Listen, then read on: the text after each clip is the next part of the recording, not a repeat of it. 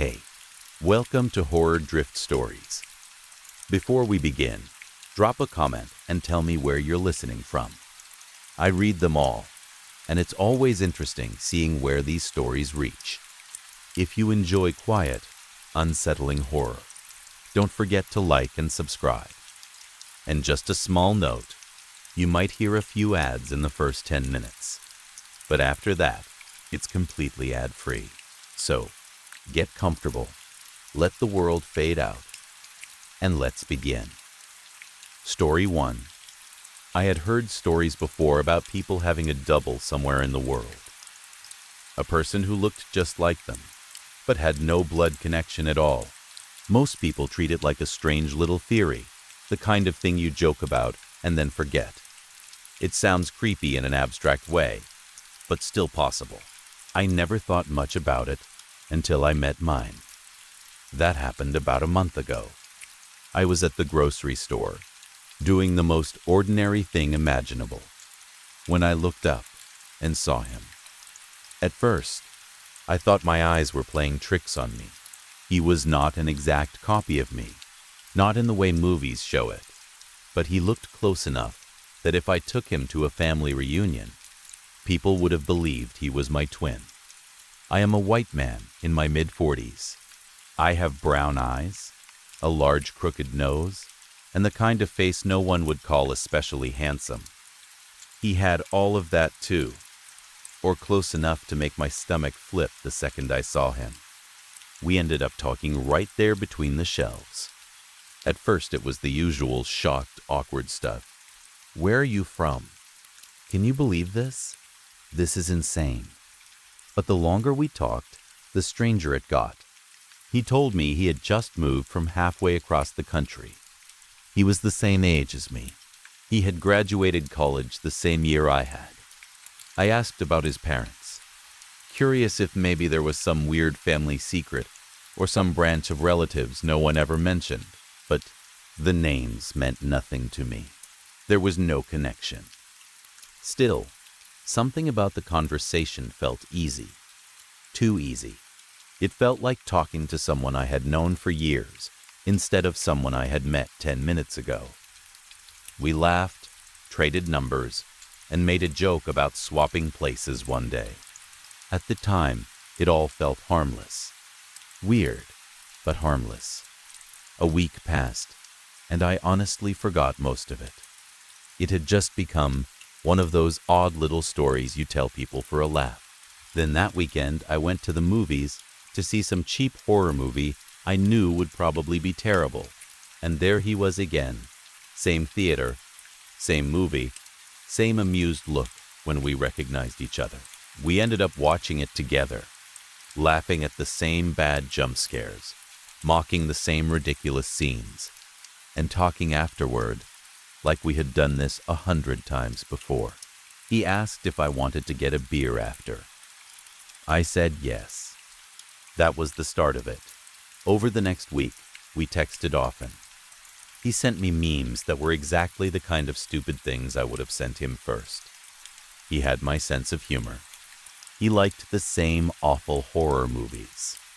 It was strange, but it also felt weirdly comforting, like meeting some lost version of yourself who had ended up in a different life. The next weekend, I invited a few friends out because, if I am being honest, I did not want it to feel like I was taking my own double on a date.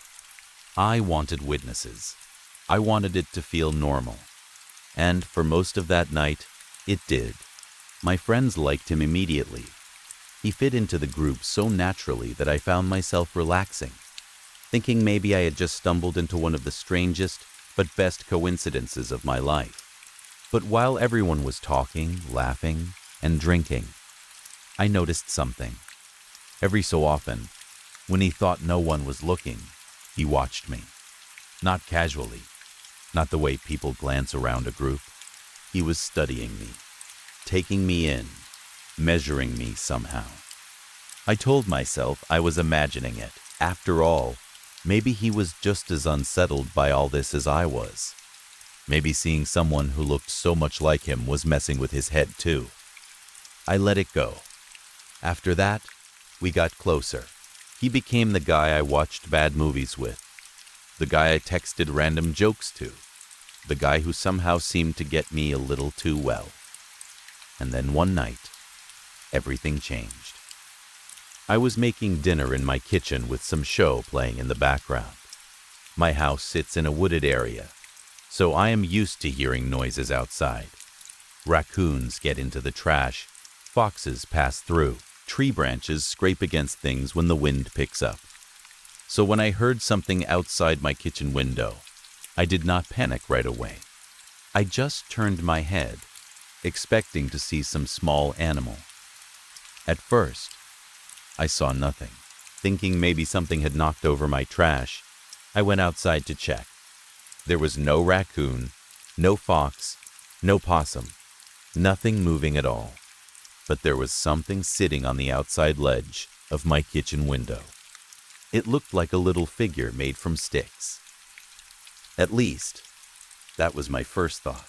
Then I looked closer and realized the sticks were woven together with tiny bones. Animal bones. I hoped, though I could not say for sure.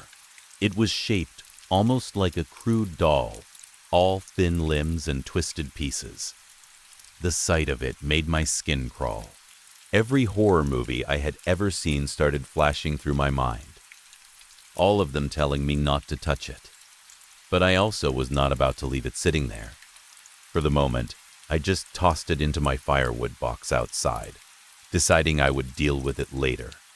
Even then, I had the distinct feeling that someone had been watching me. It settled in my body like cold water. I shut all the blinds in the house that night and had a hard time falling asleep. Around 3 a.m, I heard footsteps outside my bedroom window. Not loud, just a light pattering sound. I sat straight up in bed, instantly awake. I remember debating with myself whether to ignore it or check. Curiosity won. I grabbed a flashlight, crept over to the window, and slowly peeled back the curtain. I shone the light outside and immediately saw a fox. It had a rabbit in its mouth and seemed focused on something in the yard. That sight calmed me more than I want to admit. I let out a breath, dropped the curtain back into place, and eventually managed to fall asleep. For the next couple of weeks, nothing happened. Life went back to normal. Then, one evening, Mark texted me about the newest installment of the Murders in Woodrow series. He wanted to meet up and watch it. I thought it might do me good to get out of the house, so I agreed. We met at the theater, and the moment I saw him, something felt wrong. He looked more like me than before. When I first met him, one of the clearest differences between us had been our noses. Mine had been crooked since high school, when some local bully broke it. His had been straight, but now his looked wrong, bent, crooked, like mine. I tried to explain it away. Maybe I had not noticed before. Maybe he had injured it since I last saw him. I was not exactly going to greet him with a comment about his face, so I stayed quiet. We watched the movie. It was awful. We laughed. Everything should have felt normal. It did not. Later that night, I drove home with that familiar crawling feeling in my chest. It was the first truly cold night of the season, and snow was supposed to come soon. I figured I would make a fire to shake off the mood, so I went out to the firewood box.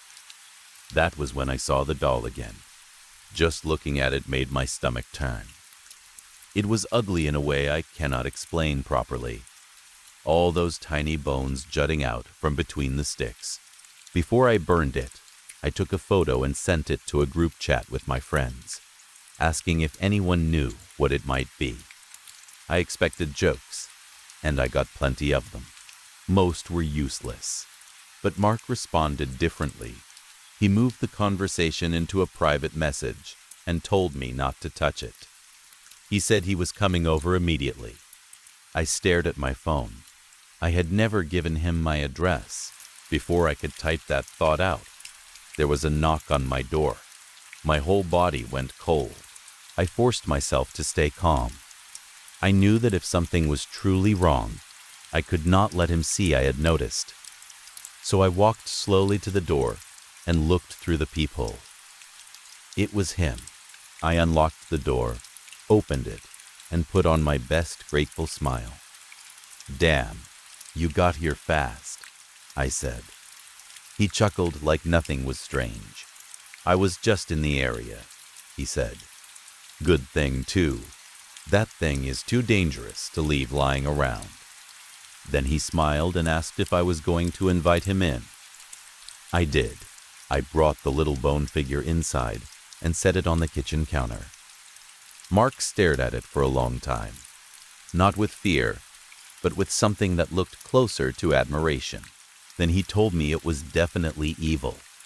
I asked how he could possibly know that. He said he had studied different cultures and traditions in college. That answer did not satisfy me at all. Then he picked up a knife, sliced open his hand, and used his own blood to paint a symbol on my kitchen window. He chanted in a language I did not recognize. The whole thing felt surreal. The symbol itself looked like a circle with a Y-shaped figure through it. Each end of the Y tipped like a small arrow. When he finally left, I could breathe again, but only barely. I did not trust any of what he had told me. I did not trust the blood symbol. I did not trust the doll. Most of all, I did not trust that he knew where I lived. That night, I fell asleep anyway, and I had one of the worst nightmares of my life. In the dream, I woke up in my house and started my normal morning routine. The doll was gone. The blood symbol was gone. But in the middle of the floor was a pink blob of something. It looked wet and stupid at first, just a lump of slime that should not have been there. I went toward it to clean it up, and it leaped at me. It latched onto my hand and started crawling up my arm, swallowing it as it grew. I shook and fought, but it kept moving, spreading over my body, climbing higher and higher until it was about to cover my head. Then I woke up. The dream had felt horribly real. When I got out of bed, I found the doll still on the windowsill, only now blood was dripping from its chest. That was enough for me. I built a fire in the fireplace, grabbed the figure, and carried it over. It stabbed my hand as I held it, one of the little bones cutting into my palm. I threw it into the flames anyway. As it burned, it screamed. I know how insane that sounds. I know what it sounds like written out or said aloud, but it screamed.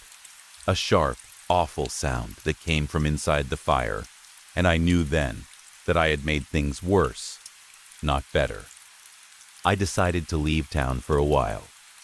I packed a bag and planned to drive out that same morning. But when I opened my front door, my car was buried under a mountain of snow. The local weather report soon confirmed that some freak storm had dropped an unbelievable amount. Overnight, I remember thinking, at least if I was trapped, Mark probably was too. That comfort did not last long. Later, my friends started messaging in the group chat about plans I had apparently made with them. I had no memory of it. When I scrolled up, I saw a message sent from my phone at 2:45 in the morning, asking if anyone wanted to get drinks. I knew for a fact I had been asleep then. That was when I realized something had been in my house. I tore through the place looking for some sign of how it got in. Every room, every closet, every corner. Finally, I checked the attic.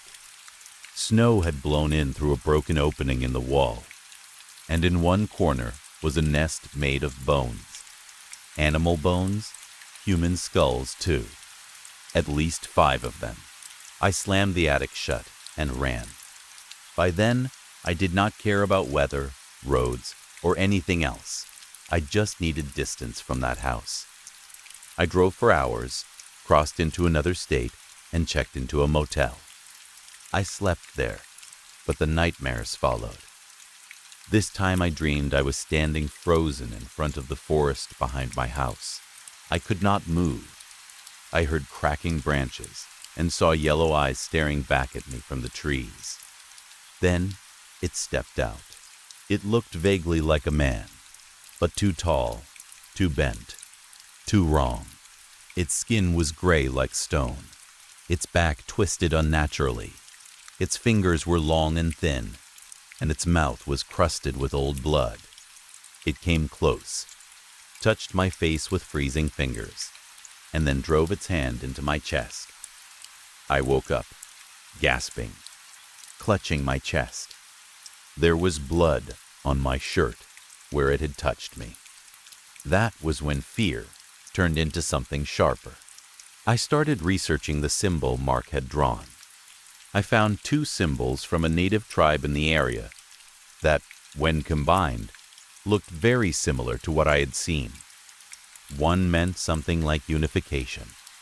The circle symbol meant consolidation. That led me to a reservation nearby, and after a sleepless, caffeine-soaked drive that ended in me crashing my car, I woke up in a reservation hospital. There, I met an elder named Enola. The moment he saw me, he said he already knew why I had come. He could feel the dark thing attached to me. I told him everything. The doll, the symbol, Mark, the dreams, the blood. He listened calmly, then confirmed my worst fear. The thing haunting me was a spirit, an evil one. He would not say its true name. He said it had attached itself to me and would not stop until it fully absorbed me and took over my life. He gave me protection for the time being, smoldering blocks of wood that produced sacred smoke and a gray powder I was to place on every window, door, and opening in my house. He said the powder would keep the spirit out, though it would anger it. He told me he needed about a week to gather the items necessary for a severance ritual that could finally cut it away from me. A week sounded unbearable, but it was still hope. When I returned home, I spread the powder everywhere. I put it on the doors, the windows, every place I could imagine something entering through. I even placed a line of it in front of my bedroom door. For the first time in days, I felt a little safer. The first night, the thing screamed from the woods when it sensed the barrier. The second night, it paced the outside of my house, breathing and growling with pure frustration. The third night, it stood at my door knocking in groups of 3, calmly at first, then harder, then just breathing there, inches away. I looked through the peephole and saw its chest, so close to the door I could not even see its face. The fourth night, I heard from Enola. He said he had almost everything he needed. The 7th night, he was supposed to come. He never did. That night, the thing laughed outside my house. Not just laughed, but laughed like it was delighted. I called Enola over and over again, until finally I called the reservation officer who had first helped me. That was when I learned Enola was dead, and not recently. He had been dead for about a week. The voice I had been speaking to was not his. A little later, the thing outside my house repeated Enola's promise in Enola's voice. That broke something in me. I only had enough protective wood left for one more night. I made peace with the idea that I might have to kill myself before it got me. That thought should have horrified me, but by then, it only felt like relief. At least it would be on my terms. Then, on what I believed would be my last day, I had one final thought. If the powder could keep it out, maybe it could hurt it directly. So that night, I removed the line of powder from my doorway and waited. It entered quietly, bending down to fit its body through the opening. It looked at me with complete confidence, as if it knew I had finally broken. It grabbed me by the throat and lifted me effortlessly. Its face had already started shifting into mine. Not perfect yet, but close. Before it could strike, I threw a handful of the gray powder into its face. It screamed. Truly screamed. Its skin bubbled and blistered where the powder touched. I fell, barely able to breathe, my injured leg giving way completely. I dragged myself to the fireplace, grabbed the poker, and threw myself at it. While it thrashed, I jammed the poker into its mouth, forced its jaws open, and dumped the rest of the powder down its throat. It convulsed violently, then it died. An orange light rose from its body and shot into the forest. The corpse itself began crumbling in the early morning sunlight, falling apart into the same gray dust that had protected me all week. That was the end of it. At least, I hope it was. I still think sometimes about Mark, about when he stopped being himself, if he ever really was himself at all. I think about the way it learned me piece by piece, how it grew closer to my face, my habits, my life. I think about that little doll on my windowsill and how easily I almost let the wrong thing into my house because it wore a familiar smile. People say everyone has a double somewhere. Maybe that is true, but if you ever meet yours and he feels just a little too perfect, if he seems to know you too quickly, if he starts looking more like you every time you see him, do yourself a favor. Do not invite him inside. Story 2. We all have a story about how we ended up where we are. The details never stay still for long. Over time, they soften at the edges, blur together, and rearrange themselves like furniture in a room you have not stepped into for years. The more often we revisit our memories, the less certain they become. Some parts grow polished from overthinking. Other parts wear so thin, they almost vanish. But usually the center of it, the part that matters most, survives in one form or another. At least, that is what I have learned from the people I now call my neighbors. They all came here with their own stories. Some remember more than others. Some act like they remember nothing at all, even when you can see it sitting behind their eyes. I am probably the wrong man to tell their stories, but that likely will not stop me forever. For now, though, it seems fair to start with my own, or at least with what little of it I still have left, before the rest slips through the cracks. The first clear thing I remember is the forest. I was running through it with the kind of desperation that leaves no room for thought. I could not tell you what I was running from. I could not tell you where I thought I was going. Even then, in the middle of it, I did not know. All I understood was that I had to keep moving. So I did. My lungs were already failing me. Asthma had been with me since childhood, and years of cigarettes had not exactly improved the situation. Every breath I dragged in felt like it was scraping the inside of my throat raw. It hurt to inhale. It hurt even more to exhale. The cold air burned. My chest felt too small for the panic inside it. Still, I kept running. Something was behind me. I never saw it. The fog made sure of that. It wrapped itself around the forest like a soaked blanket, swallowing the deeper trees until all that existed was the next patch of ground under my boots and the feeling of being hunted. I could not see whatever followed me, but I felt it the way you feel eyes on the back of your neck when you know someone is watching through a dark window. Branches slapped across my face. Dead twigs snapped under my boots. My heart pounded so hard I could feel it in my teeth. Every part of me wanted to stop, to collapse, to gasp until my lungs gave out. But stopping felt like death, and whatever was behind me felt worse. I pushed farther into the trees without any sense of direction. There was no path, no landmark, no plan, just instinct and terror. Then the ground gave out beneath me. One moment I was running, and the next I was falling.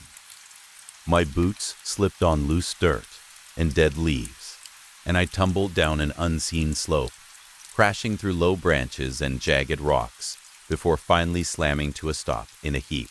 My ankle twisted under me with a sharp, ugly jolt that sent pain streaking up my leg. For a few seconds I just lay there, stunned, staring up through the treetops, while the fog drifted overhead in lazy strips. My whole body rang with impact. Then I saw it. Through a break in the branches ahead, there was a faint yellow shape cutting through the mist. A rectangle of weak light. A building. I pushed myself upright, biting back a curse as my ankle protested. There was no time to worry about how badly I had hurt it. The feeling behind me had not disappeared. If anything, it seemed closer now, encouraged by the sound of my fall. I limped toward the light, stumbling more than walking, forcing one painful step after another, until the trees thinned and cracked asphalt appeared beneath my boots. The fog drew back just enough for the building to reveal itself. It looked like a gas station, though an old one, small and lonely, sitting on the edge of the forest as if the rest of the world had forgotten it existed. One tired fluorescent light buzzed over the entrance. The pumps outside looked ancient, the kind you only see in photographs from decades ago. I made it to the door, shoved it open, and nearly fell through it. The door slammed against the wall behind me, while I hit the floor hard enough to jar my teeth. For a few seconds, I could only lie there and gasp. My chest was on fire, my ankle throbbed, and every muscle in my body was trembling. When I finally looked up, the owner was standing behind the counter, staring at me with the bland patience of a man who had already seen too much to be impressed by anything. He looked around 60, bald with tired eyes, and the kind of face that had settled permanently into mild disappointment. He took a slow sip from a coffee mug and asked with remarkable calm if he could help me. I told him I needed help and that something was chasing me. I said we needed to barricade the door. He listened, or at least appeared to, then gave a small shrug and said that if it made me feel better, he would do what he could. He walked over, pulled a thin metal rack in front of the entrance, and dusted off his hands as though he had just solved the whole problem. It would not have stopped a determined dog, let alone whatever I had run from. Then he turned to me and asked what exactly I thought was following me. That should have been an easy question. It should have had a clear answer. But the moment I tried to reach for it, my mind slipped. The image would not come. I knew I had been running from something. I knew terror had driven me, but the details had already started dissolving. All I could say was that I did not remember. He nodded as if that made perfect sense. He told me not to force it, that memory would come back in time, or at least parts of it would. Then he asked my name. Even that felt difficult. It sat behind a wall in my mind, hidden under the same fog that covered everything else. I had to slow my breathing, had to force myself to stay still until the answer surfaced. Eventually, it did. James. My name was James. He smiled faintly and introduced himself as Stanley. Then, with the same careful tone you might use on someone recovering from a fever, he explained that new arrivals were often confused. New arrivals. I did not yet understand what he meant. He took me outside once I could stand again, and together we made our way toward the city. The walk was slow because of my ankle and because the fog thickened and thinned in unsettling waves, making the road ahead seem to shift each time I blinked. Night had fully settled in by then. I glanced up once, expecting stars or at least the moon, but there was only fog, stretching upward as endlessly as it did around us. It was like the sky had been erased. The city emerged gradually, piece by piece, and what I saw made me feel no safer than the forest had. The whole place looked wrong, in a way I could not define at first. Buildings leaned at odd angles. Streets seemed to bend without reason. Houses stood too close together in some places, and too far apart in others. It reminded me of one of those fake suburban neighborhoods the government builds in deserts for weapons testing. Perfect little streets meant to be destroyed. Except this one had not been destroyed.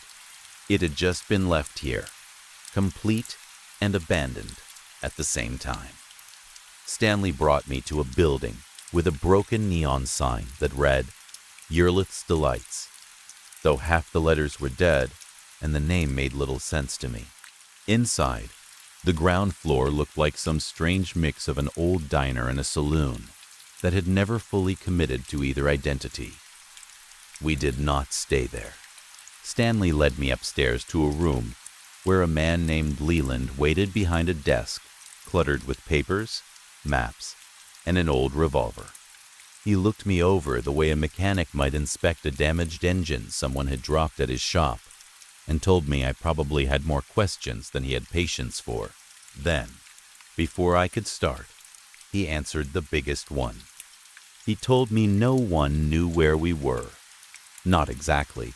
Everyone in the city had simply appeared there one day.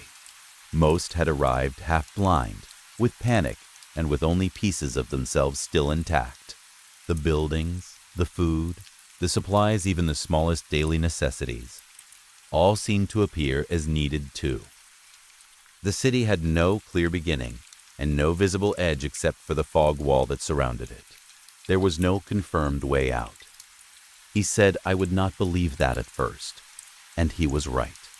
Even while he spoke, some part of me insisted there had to be a way back, a pattern, a hidden answer that would explain all of this. But Leland had seen too many new arrivals to be impressed by that kind of hope. He laid out the rules. Instead, stay away from the fog barrier, because bad things live in it.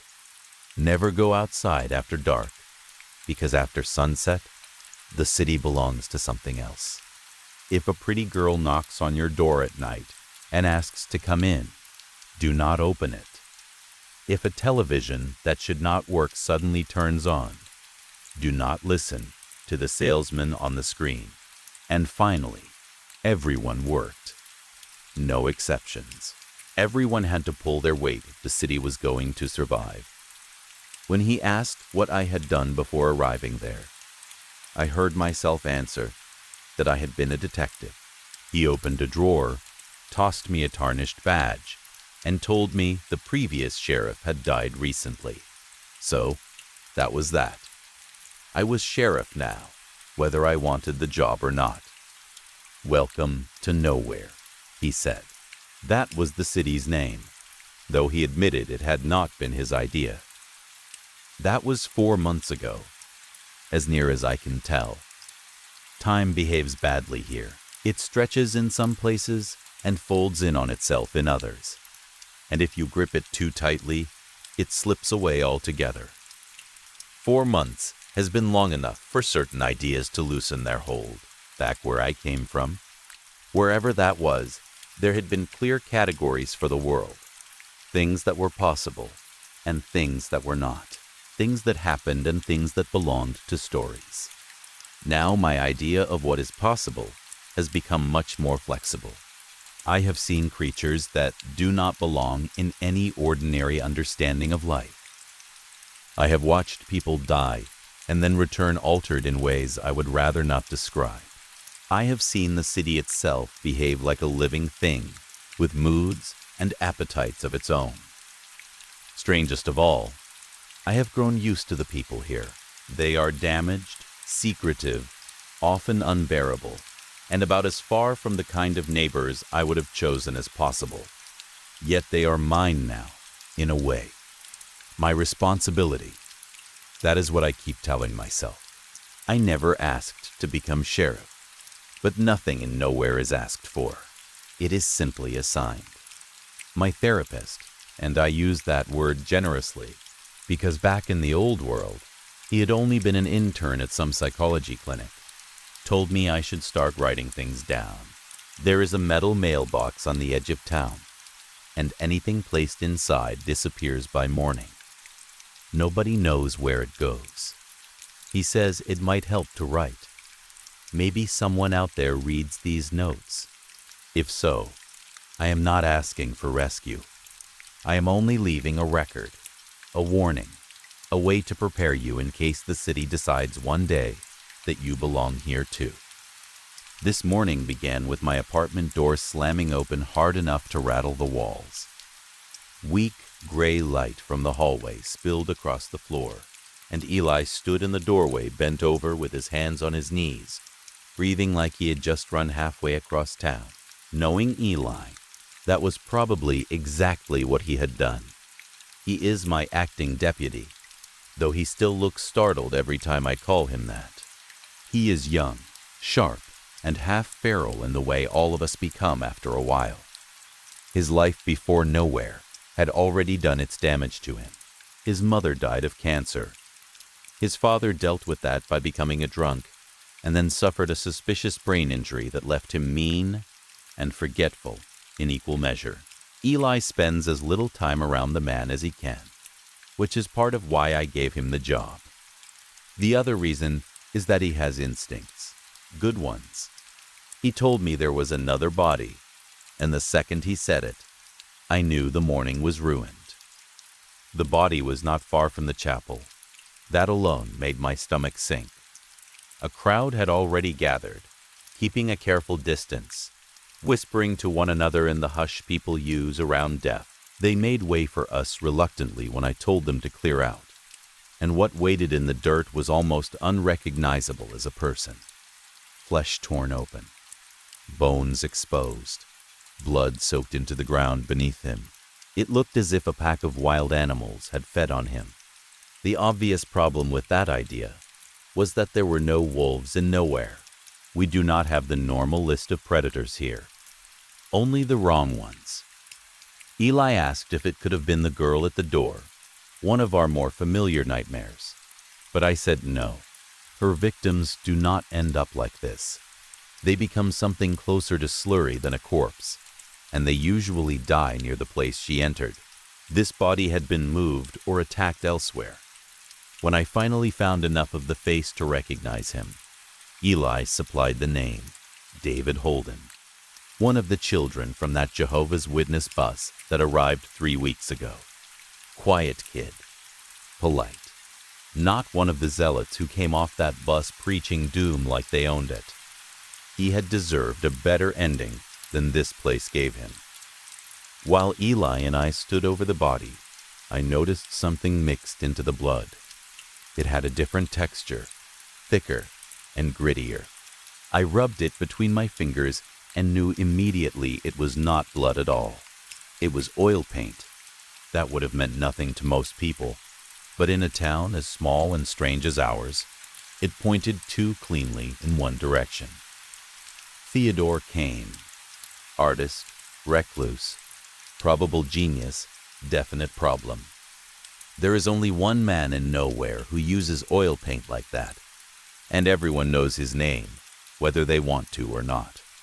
Eli and I went to the far edge of town, where Kane's gallery sits close enough to the fog to feel touched by it. The building looks like some old-world art house lifted intact from another century and dropped where it never belonged. Inside, the walls were lined with paintings. Some were old landscapes or portraits from the world before, but most were his. And if you spend enough time looking at Theodore Kane's work, you start to suspect he sees things the rest of us would be happier never seeing at all. Paintings of the girl at the door, of the salesman beside a dead television, of shapes moving through the fog, of things that should not have bodies, and yet do. A young woman named Yuno received us behind the counter. She is Kane's assistant, caretaker, guard dog, and perhaps the only person in town more loyal to another human being than is healthy. She asked whether we were there for art or business, and when I told her business, the smile on her face thinned without quite disappearing. She warned me that Kane's health was poor and that I would not be allowed to stress him unnecessarily. I promised as little as possible and followed her down into the basement. Theodore Kane was not what I had expected the first time I met him, and is still not what most people would imagine. He is young, too young almost, for the reputation he carries. The illness he brought with him to nowhere has hollowed him out so thoroughly that he appears older from a distance. But up close, there is no hiding his age. He stood in front of a massive canvas when we entered, brush in hand, thin shoulders hunched, pale skin almost luminous in the lamplight. He told me he was working on what he hoped would be his masterpiece, the piece that would live on after him. The way he said it made me uneasy, though at the time I could not say why. When I confronted him with the paint found on David's body, he did not deny that it looked suspicious. He only insisted that he had not left his basement in months, and that he certainly had not lent his paints to anyone. While we spoke, Eli wandered farther into the studio and found several canvases turned toward the wall. When he rotated them to face us, he asked Kane what creatures they were supposed to depict. Kane seemed confused. According to him, the paintings showed things from his dreams, horrors he had been trying unsuccessfully to capture. But there were no creatures on the canvases, only jagged tears painted so realistically that they looked like openings punched through the fabric itself. Kane stared at them in genuine confusion, and for the first time since meeting him, I saw fear cross his face. Before I could press him, Yuno burst into the basement in a panic and told us people were screaming in the streets. We heard it then too, faint but unmistakable, drifting in from outside. Eli and I ran upstairs. The city had erupted into chaos. People were shouting, slamming doors, dragging furniture against windows even though the horns had not sounded and daylight still remained. Bodies were already in the street. Leland stood there with a shotgun, cursing like a man whose patience had finally run out.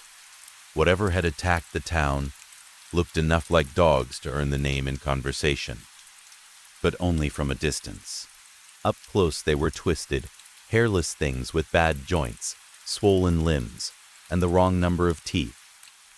We fought them with shotguns, axes, knives, whatever was in reach. One of the things that should have been impossible but no longer surprises me is how quickly people adapt to slaughter when they live long enough in a place like this. We dropped the creatures one by one, and when they hit the ground, they did not bleed. They sagged into red sludge. Paint again. Oil paint.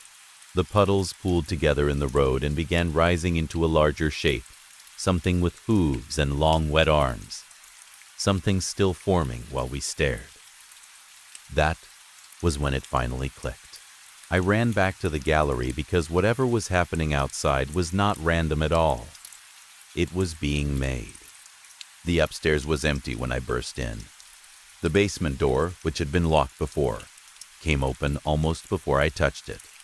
Down below, Kane was still painting with frantic intensity, while Yuno stood nearby urging him on, telling him his masterpiece was nearly complete. I shouted for him to stop. He refused.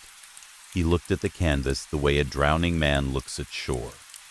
He said people had died, yes, but he could not leave a work unfinished. He said he thought this one would carry him on. I warned him again.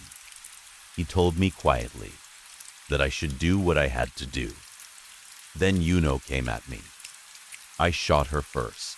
She fell hard and fast, and I still do not know whether she fully understood in that moment what she had chosen to protect. Then I aimed at Kane. He did not even turn. The shot took him through the chest and flung him forward. His blood struck the canvas in a spray of dark red. Instantly, the trembling in the building stopped. The screaming outside stopped too. A few seconds later, the horns finally sounded, echoing through nowhere too late to matter. I sat down on the basement floor, between the bodies of the artist and the woman who loved him, lit a cigar with shaking hands, and told the room that I hated my job. When I looked back at the canvas, the blood was gone. In its place was a portrait. Theodore Kane, only healthier, younger somehow, alive in a way he had not been when I met him. It was beautiful, truly beautiful. His masterpiece, I realized. He had finally made the thing he wanted most, a version of himself, preserved and perfected. I laughed quietly then, because in Nowhere, horror and irony are usually the same thing wearing different clothes. That is how my day went. By the standards of this city, it was not even the strangest one. Story 3. I woke up lying face down on a floor, so cold and smooth, it felt like ice. A thin line of drool had slipped from my mouth and pooled beside my cheek, and I could feel it cooling against my skin where my temple touched the tile. The whole place smelled sharply clean, like bleach, metal, and the kind of chemical freshness that never really hides what is underneath it. My mouth tasted bitter and foul. I kept my eyes open at first because everything in front of me looked impossibly clear, almost painfully clear, like the world had been polished while I was unconscious. Slowly, I lifted my head. The motion sent a wave of dizziness through me. My body felt heavy and slow, like whatever had been forced into my system had not fully worn off yet. My thoughts were lagging behind reality. I squeezed my eyes shut and took one unsteady breath after another, trying to hold on to something solid. When I opened them again, the room seemed to warp around me for a second, as if the air itself were bending. Then I understood why. I was in the bottom level of some kind of glass building. Every wall around me was clear, not just windows, but walls, floors, railings, everything. Above me, I could see another room stacked on top of this one, and then another level above that. Even the floor under my hands and knees was made of thick reinforced glass. It felt like standing inside a giant display case, or inside one of those nightmares where everything is visible and there is nowhere to hide. Doorways sat at the edges of the room, almost invisible except for the faint outlines where glass ended and empty space began. My arm itched, and I scratched at it without thinking. My neck twitched too, a nasty little jerk I knew too well. Withdrawal. My body was starting to remember what it had not been given, and the feeling hit fast. My chest tightened. My skin prickled. The panic was not just mental. It was physical, clawing through me from the inside. I breathed slowly through my teeth, trying to keep from spiraling right there on the floor. That was when someone ran into the room. The sound of fast footsteps snapped me fully awake. I pushed myself up on weak legs and backed away immediately, instinct taking over before thought could. A man filled the doorway, broad-shouldered and dangerous looking. The thing that bothered me first was not his size, though that was bad enough. It was his hand. It twitched constantly at his side, fingers tapping his thigh in an uneven rhythm, like he was either furious, unstable, or both. He straightened and stepped toward me, and I kept retreating until my back hit the glass wall behind me. "What are you doing here?" he growled. He slammed one hand against the wall above my head, pinning me there without even touching me. I could smell sweat and old anger on him. His eyes were sharp, suspicious, and already halfway ready to decide I was a problem. "I don't know," I stammered. and the words came tumbling out too fast. I just woke up here. His face stayed hard. What were you doing before this? I hesitated. What did it matter? We were trapped in some glass nightmare, and this guy looked like he was one bad answer away from breaking my jaw. I laughed nervously and rubbed the back of my head. I was shooting up in an alley, I admitted. That's the last thing I remember. He sneered. Need your fix, don't you? The contempt in his voice was so open, it almost made me laugh again. I was too shaken to defend myself. Can we focus on getting out of here?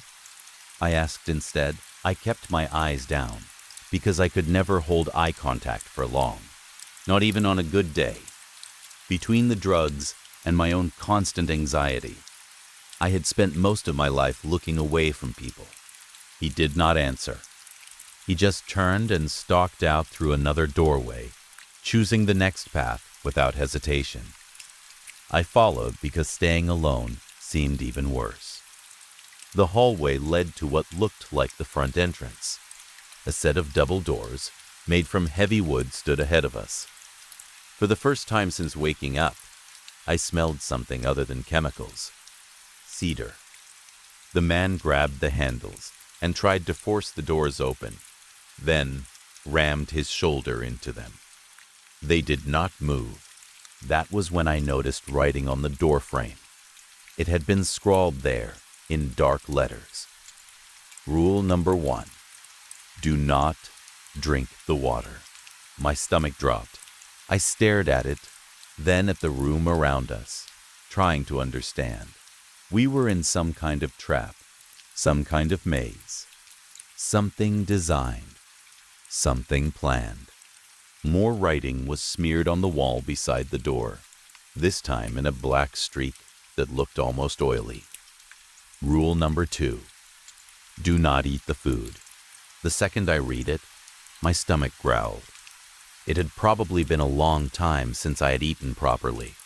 The thought of food being nearby and forbidden made my skin crawl. I looked down and saw masking tape stuck across the floor in careful lines. Together, it formed another sentence. Rule number 3. Stay away from the shadows. Keep a light on you at all times. I felt an immediate chill run through me. I did not want to know what lived in the shadows, or what happened if we ignored that warning. I kept scanning and found another message written on the shade of a lamp. Rule number 4. Find 5 keys to unlock the front door and leave the maze. That gave us a goal, at least. 5 keys. A way out. But before I could feel any relief, I found another message written along the frame of a painting on the wall. Rule number 5. Only one person gets to leave the building alive. I froze. That sentence changed everything. Until that moment, I had only been thinking about survival in the simple sense. Get out, escape, live. Now, I had to think about him. About me. About what it meant if only one of us could leave. I glanced toward the man, and he was already looking at me differently. Then I looked up and found more writing, this time etched in careful script above us on the glass. Rule number 6. Beware the projects that come from the basement. They are quick and hungry. I suggest getting a weapon. Projects. The word made my skin tighten.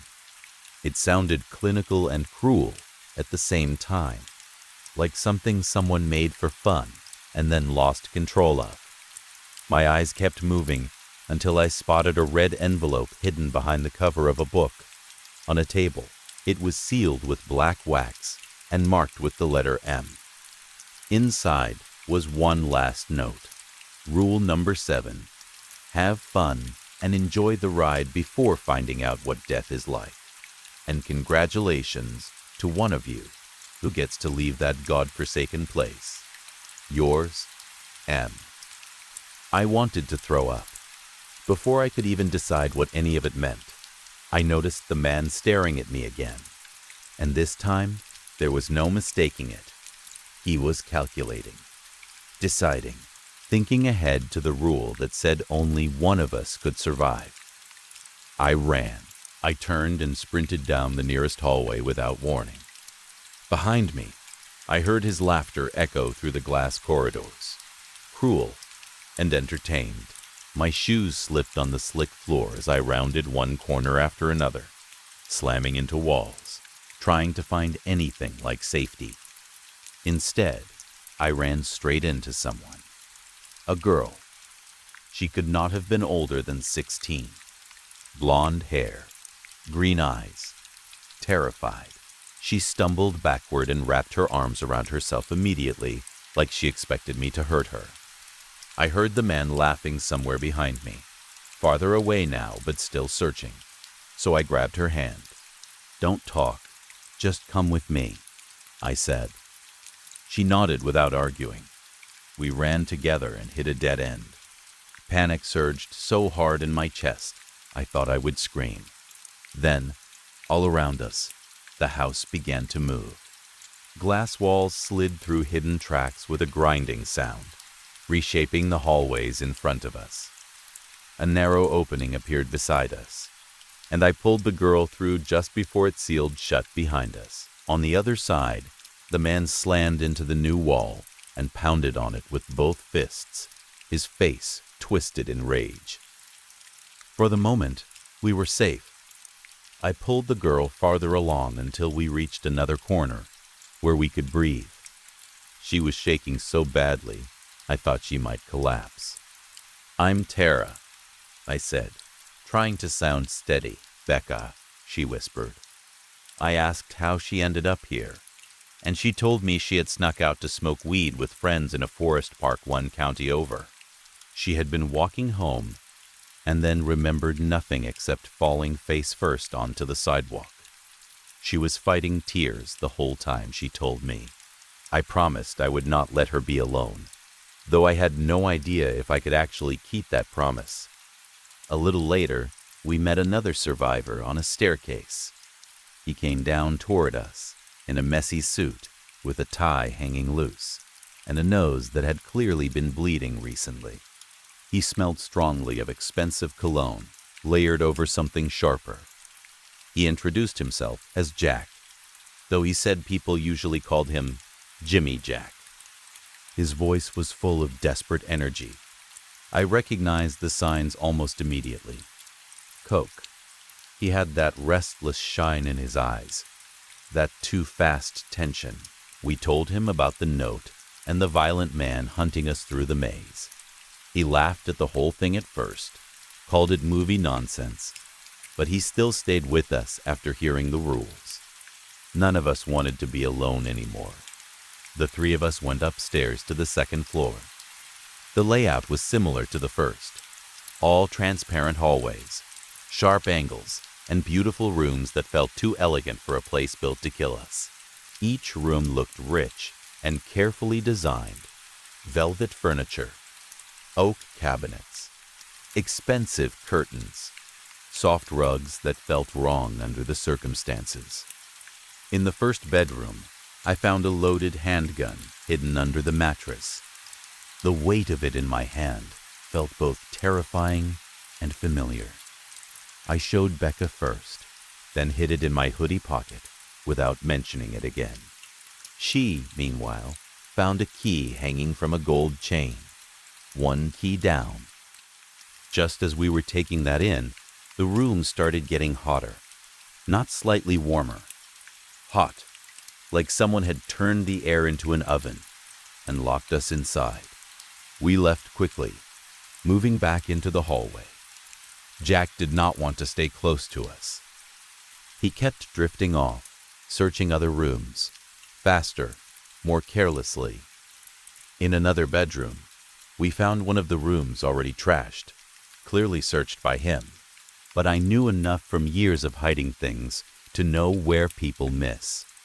Beneath mattresses, inside torn furniture, behind vents, under art. I ripped apart the room and found a knife and a box of ammo hidden in the vent. I gave Becca the knife. She took it with trembling hands, and I could tell from the way she held it that she had never held a weapon before in her life. When we reached the last room on the floor, Jack was already inside tearing it apart.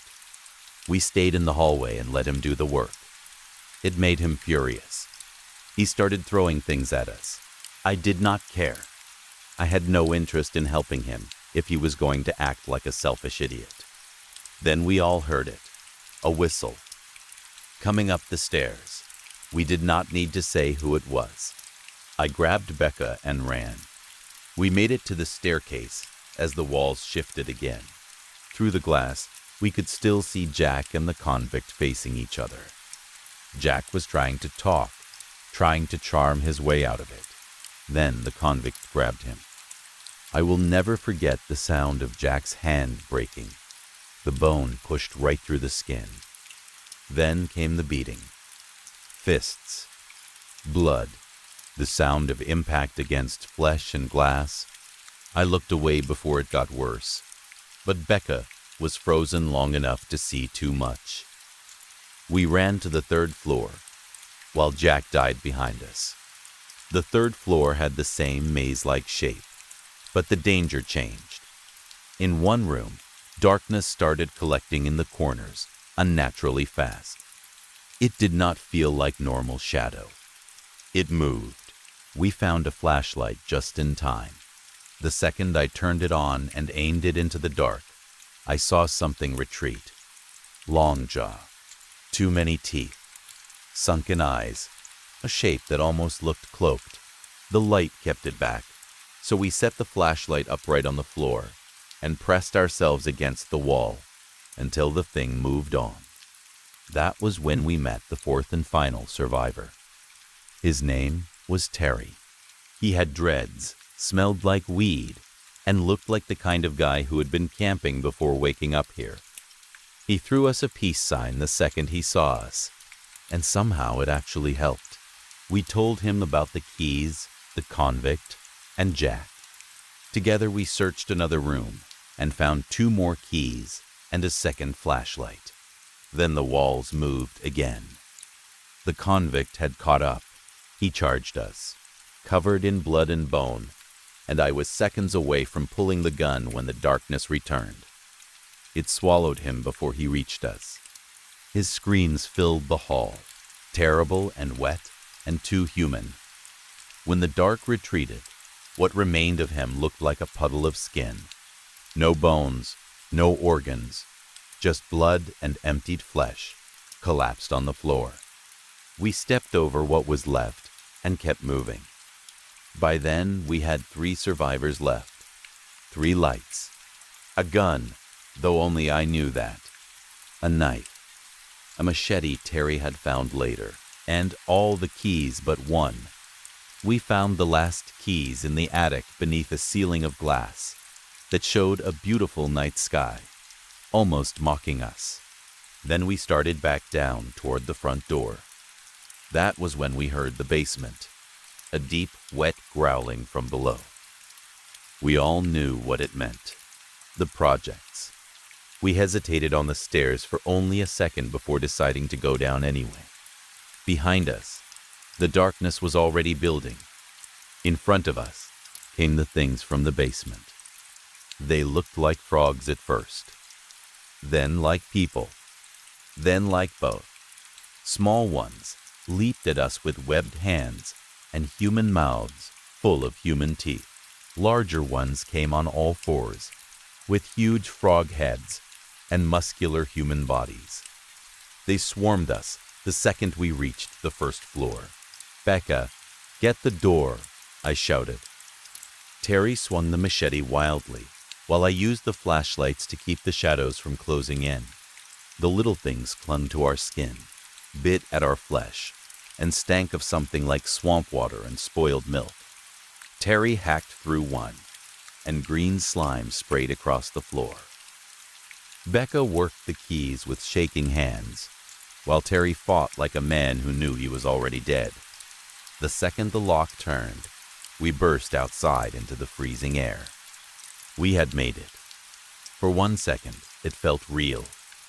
Then Terry screamed behind us. The creatures had pulled him down before he could clear the doorway.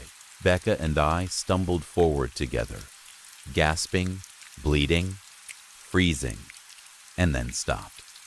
There was nowhere to go. The house stood on what looked like the edge of the world. Water poured down in all directions around the island beneath it, as though we stood on a platform suspended over nothing. No ocean, no land, no road, just endless falling water and blackness. Becca started crying. I looked at the note in my mind. Only one of us gets to leave alive. I took out the gun. Becca saw it and began begging immediately, sobbing, promising anything, pleading with me not to do it. I looked at her, this terrified 16-year-old girl, with her whole life still ahead of her, if any normal version of the world still existed somewhere beyond this place.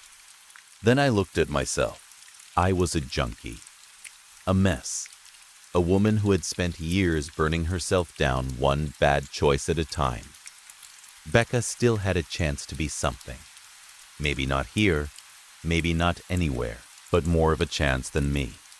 So, I put the barrel to my own temple, and I pulled the trigger. The sound cracked through the night, and everything started fading at once. The glass house trembled behind us. Somewhere above, I thought I heard helicopter blades cutting through the air, or maybe it was just my brain tearing itself apart in its final seconds. My thoughts dissolved. The fear dissolved with them. Somewhere, far away, I heard one more gunshot. I never found out who walked free. Story 4. Before you go any further, check under your bed. I mean it. Do it right now, before you keep reading. Because if there is something under there, you need to know. And if there is not, then at least you will get to finish this with one small piece of peace still left in your life. I should have checked, or maybe I should have done 100 other things differently. Maybe I should have called for help sooner. Maybe I should have moved out months ago, when the apartment first started feeling wrong. Maybe I should have trusted my fear, instead of trying to explain it away like every tired, lonely person does, in the middle of the night. But none of that matters now.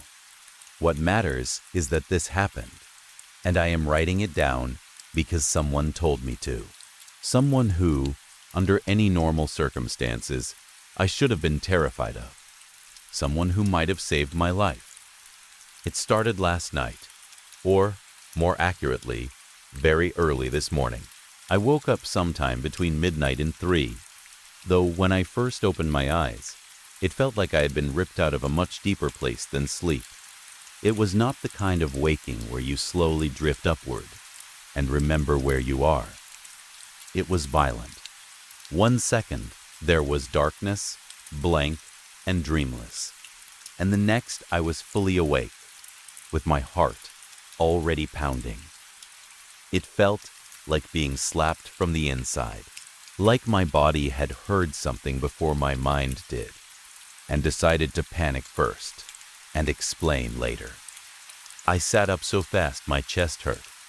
For a few seconds I had no idea where I was, even though I was in my own bedroom. Everything felt strange. Too dark, too sharp, too quiet. I jerked my head from side to side, trying to make sense of the room around me. My dresser stood in the corner. My closet door was shut. My dirty clothes were in a loose pile on the floor where I had left them. But in the dark, none of those things looked harmless. They all seemed changed. The dresser looked taller than it should have been. The closet door looked slightly open even though I knew it was closed. The pile of laundry looked like something crouching low and waiting to rise. My eyes kept trying to turn familiar things into living shapes. I told myself to calm down. I took a deep breath and whispered that it was just my imagination, just the usual tricks that darkness plays when you wake up too fast and your brain is still halfway inside a bad dream. I reached for my phone and checked the time. 2 a.m. Perfect. I had planned to wake up early to study for a test. That obviously was not going to happen now. There was no chance I was getting back to sleep easily after waking up like that. Still, I tried. I closed my eyes and did all the things people tell you to do when you are anxious. Slow breathing. Relax your shoulders. Let the thoughts pass without holding on to them. I tried not to think about the closet door opening by itself. I tried not to think about something rising slowly from the pile of clothes. I tried not to imagine a face pressing into the narrow gap in the curtains.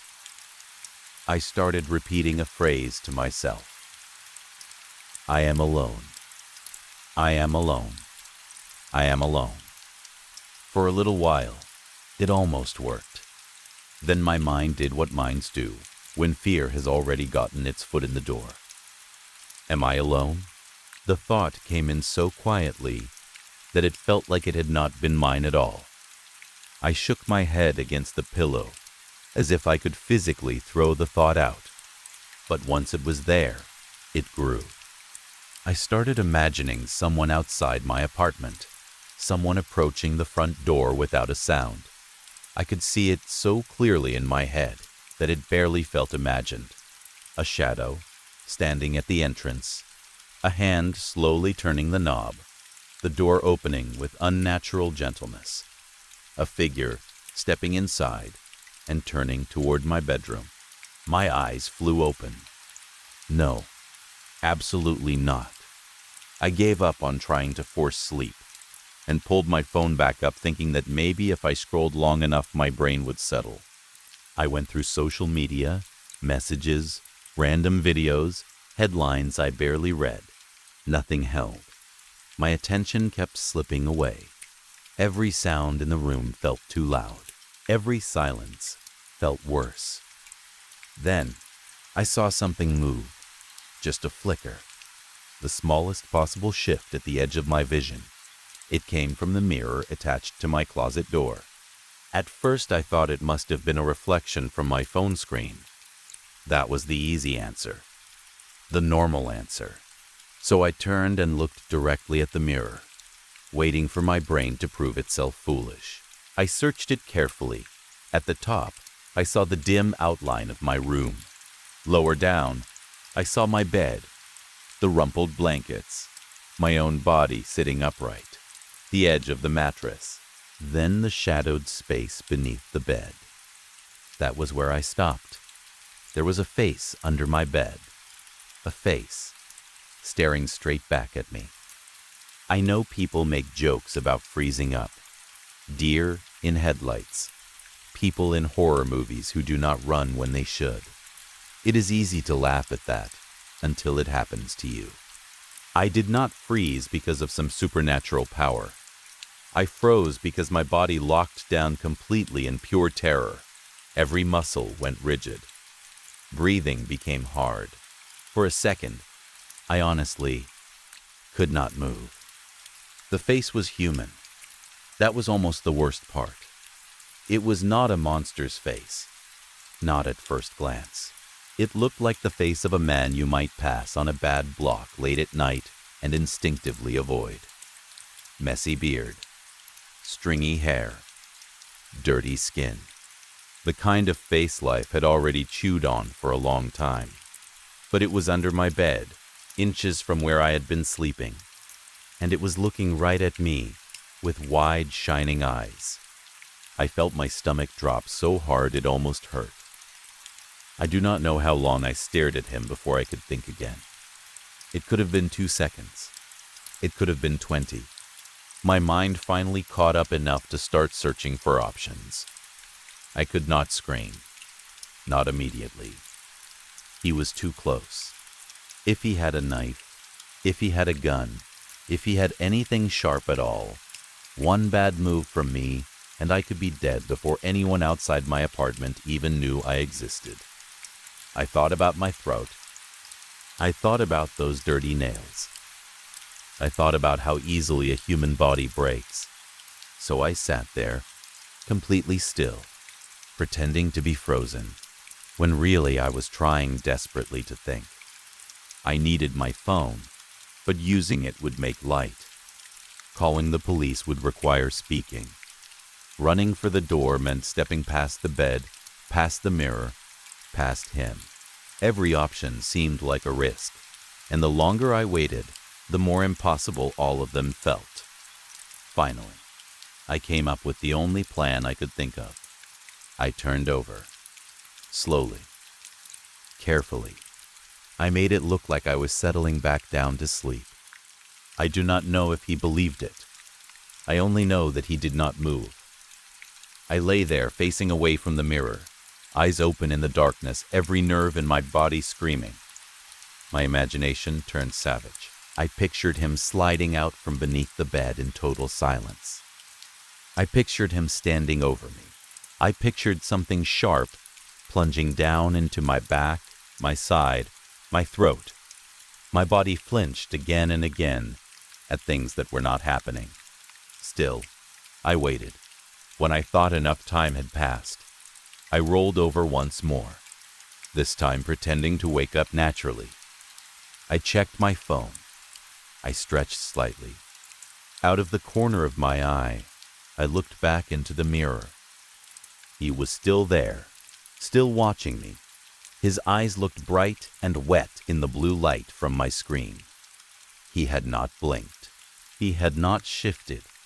He was simply waiting under my bed like that was the most natural place in the world for him to be. I swallowed hard and moved into the next part of my plan. I threw back the covers. I put one foot on the floor. When nothing grabbed me, I lowered the other one too.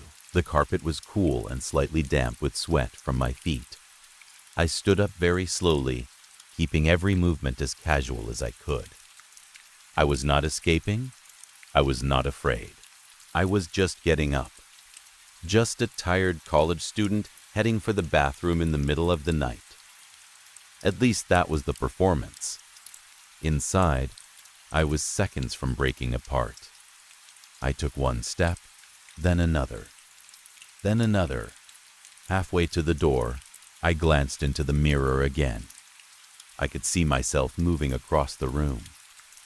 I could see the man still crouched under the bed, his head turned now so that his eyes followed me. I could smell him too. Stale sweat, sour clothes, something rotten and old. I was 4 steps from the door, then 3, then 2. I started thinking that maybe I could make it. Maybe I could grab the handle, wrench the door open, and run screaming into the hallway before he could catch up. My hand reached out, and then he moved. His arm shot out from under the bed and wrapped around my ankle so fast it barely felt human. I screamed. My leg was yanked out from under me, and I went down hard.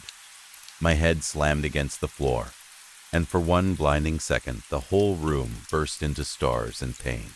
He dragged me backward immediately, straight toward the gap beneath the bed. I kicked and twisted and clawed for anything to hold on to, but he was stronger than he looked.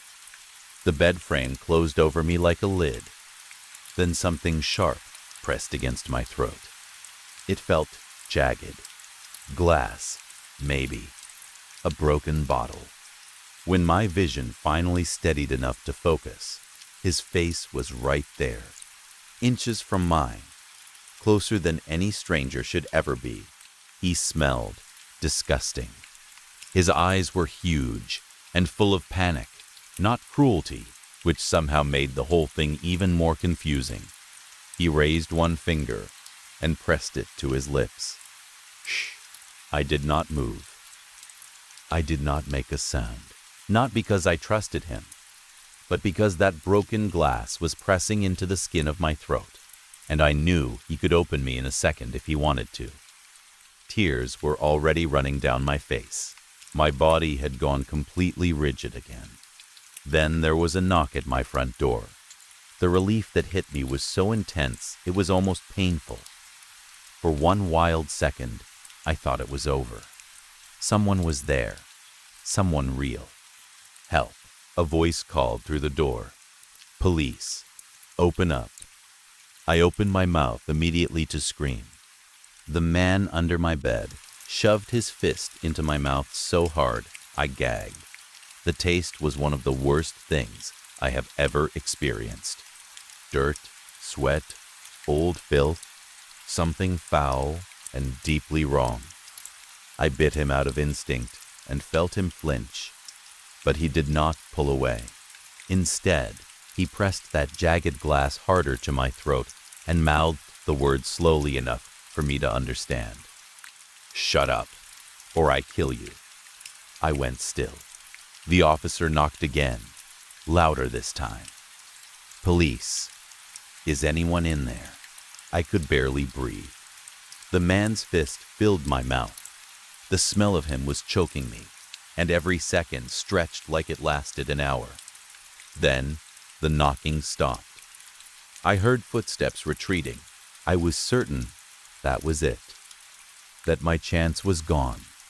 That the man under the bed was going to kill me now. Or worse. My mind started racing through all the possible ways a person could die in a space that small. I thought of blood, of choking, of being dragged out after. Then I heard another knock, not at the door, inside the wall. Specifically, the wall shared with the apartment next to mine, the empty apartment. The one I knew was vacant because the landlord had changed the locks after problems with squatters only a month earlier. The knocking came again. Quiet at first, then louder, rhythmic. Then a voice came through the wall. Hey, everything all right in there? It sounded like the police officer, but something about it was wrong. The tone, the edges of the words, like someone repeating human speech, without understanding how to make it sound natural. The man under my bed finally took his hand from my mouth. I could breathe again, barely. He was bleeding where I had bitten him. With one finger, he wrote 2 words in his own blood on the floor beside us. Not human. Every part of me went cold. He put his finger to his lips again. And this time, I did not need the warning. I pressed myself deeper into the dark, away from the edge of the bed frame, away from the wall. The thing outside kept knocking. Then it started talking again. This time, it used my brother's voice. My brother lives 4 states away. We have not spoken in over a year. But I knew that voice instantly. I would have known it in a stadium full of people. The thing in the wall used it perfectly, at first, then imperfectly, like it was learning as it went. It called my name, asked if I was there, told me to open up. I looked at the man beside me. He shook his head once. The voice changed.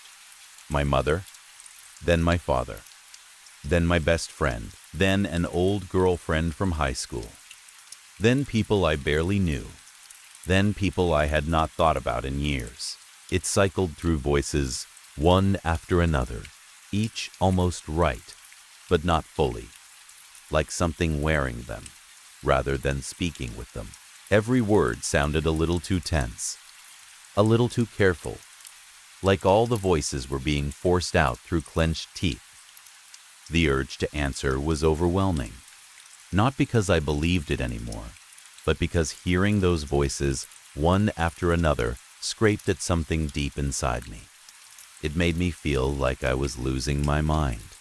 At one point, I think I started shaking so hard that the man beside me had to put his hand over my mouth again. This time, not to silence me from danger, but to keep me from making any sound at all. We lay there together in the dark, strangers pressed against each other like terrified children, while the thing in the wall kept trying on voices like clothes. Eventually, it stopped. Silence settled again. The man beside me loosened a little. I did too. My body had started to ache from holding so much fear in one place. I leaned toward him very slightly and whispered the stupidest possible question. Is it gone? The knock at my bedroom window came immediately after that. Not gentle. Hard. So hard I thought the glass would break right then. Neither of us moved. I could hear my own pulse and the blood rushing in my ears. Light from the street lamp outside cut through the lower edge of the curtains, throwing a long rectangle of pale yellow across the floor. Into that rectangle stepped a shadow. It was tall. Too tall. Its shape was wrong in a way I cannot fully describe. Thin, bent, all strange angles. A head that seemed misshapen. Arms or fingers too long. It moved with a terrible, careful slowness that made it seem even less human. Then it spoke. "Are you there, David?" The voice was deep and wet and unlike any of the others. It did not pretend to be anyone I knew. It sounded like itself. The man under the bed, David, went utterly still. That was when I understood something that should have terrified me more than it did in that moment. He had not been hiding from me. He had been hiding from that. We stayed under the bed for what felt like forever. The shadow stood there in the rectangle of light. Sometimes it shifted slightly and blocked the street lamp. Sometimes it became still enough to seem painted there. Neither of us breathed louder than we had to. I do not know if it could smell us. I do not know if it enjoyed waiting. I only know that eventually, after maybe an hour, the shadow moved away. At some point, the first thin gray light of morning began to touch the edge of the room. David finally let go of me. He slid out from under the bed first, slowly, like he expected the thing to come crashing back through the window the second he exposed himself. I followed more carefully, my whole body shaking from exhaustion and terror. He wrapped his bitten hand with a strip torn from his own clothes, then looked at me for a long moment. He nodded once. "Thanks," he said. That was all. About half an hour later, just after sunrise, he left. And now here I am, writing this apartment today. I am not waiting until tonight.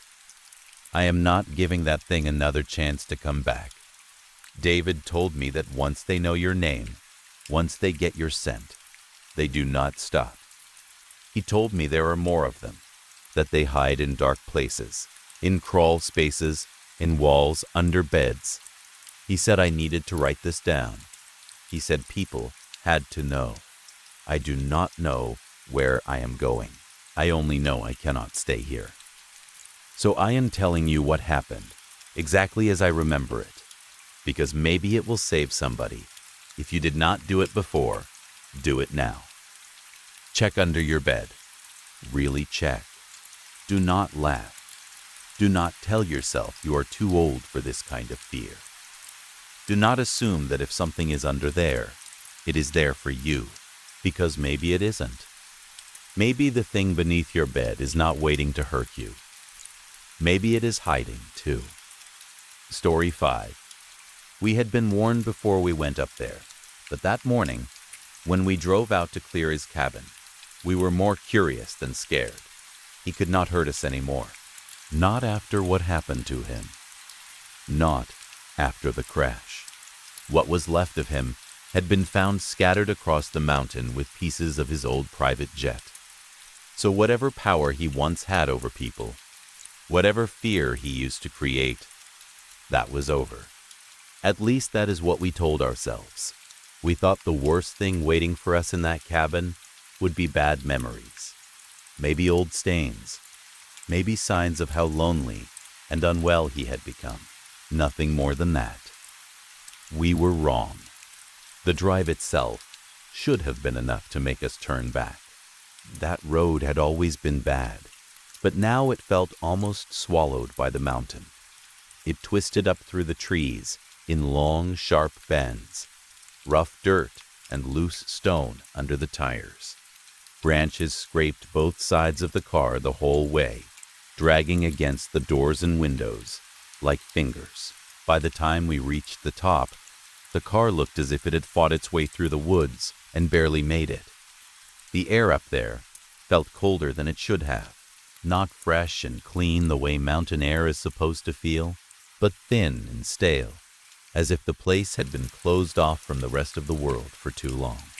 The cabin stood where it always had, half hidden among the trees, leaning slightly as if the ground beneath it had shifted. It looked smaller than I remembered from childhood, but somehow more threatening. The porch sagged. The railings were split and gray with age. One of the front windows was cracked, and another had been covered from the inside with something dark. For a few seconds we just stood there, looking at it, saying nothing. It felt stupid to be nervous. He was dead. The cabin was just wood and nails and rot. There was no reason to hesitate. Still, when we climbed the porch steps and pushed open the front door, we did it slowly. The door stuck at first, then gave way with a dry, splintering sound. Inside, the smell hit us immediately. Damp wood, mold, old smoke, something metallic underneath all of it. The place was dim even in daylight because so many trees pressed close around it. Thin strips of light came through cracks in the boards and dirty windows. But most of the room stayed in shadow. At first I thought the walls looked darker than I remembered. Then my eyes adjusted, and I saw why. There were words carved everywhere. Not written, not painted, carved. They covered the walls from floor to ceiling, cut deep into the wood, tearing through the old surface and exposing the red material beneath. Some of the cuts were shallow and some were deep, but all of them had the same sharp, jagged style. The letters rose and dropped like mountain peaks. They looked wild at first glance, almost animal, but the longer you stared, the more controlled they seemed. Every line was exact. Every letter had been made with total focus. There were no slips, no corrections, no half-finished attempts. Whoever did it had known exactly where each stroke was going before it touched the wall. I know this is the point where I am supposed to speak kindly about him, or at least with some sadness. Maybe because he was family. Maybe because he was sick by the end. But the truth is, you would not have liked him either. He was cruel long before he lost his mind. Violent, racist. The kind of man who enjoyed making people afraid of him. The kind who could ruin a whole room just by entering it. So yes, I stood there in that ruined cabin, looking at what he had done to every wall in the place. And one of my first thoughts was that the abusive bastard had somehow become an artist. That was the worst part of it. The beauty. The words should have looked ugly. They should have looked pathetic, like the desperate scratching of a lonely old man losing his grip. Instead, they were mesmerizing. The carvings had rhythm, balance. The walls looked less like a breakdown and more like some impossible piece of work that had consumed years of perfect attention. I moved closer to one section and traced a finger along a line without touching it. The cuts were clean, deep, careful. Then one of us noticed something stranger.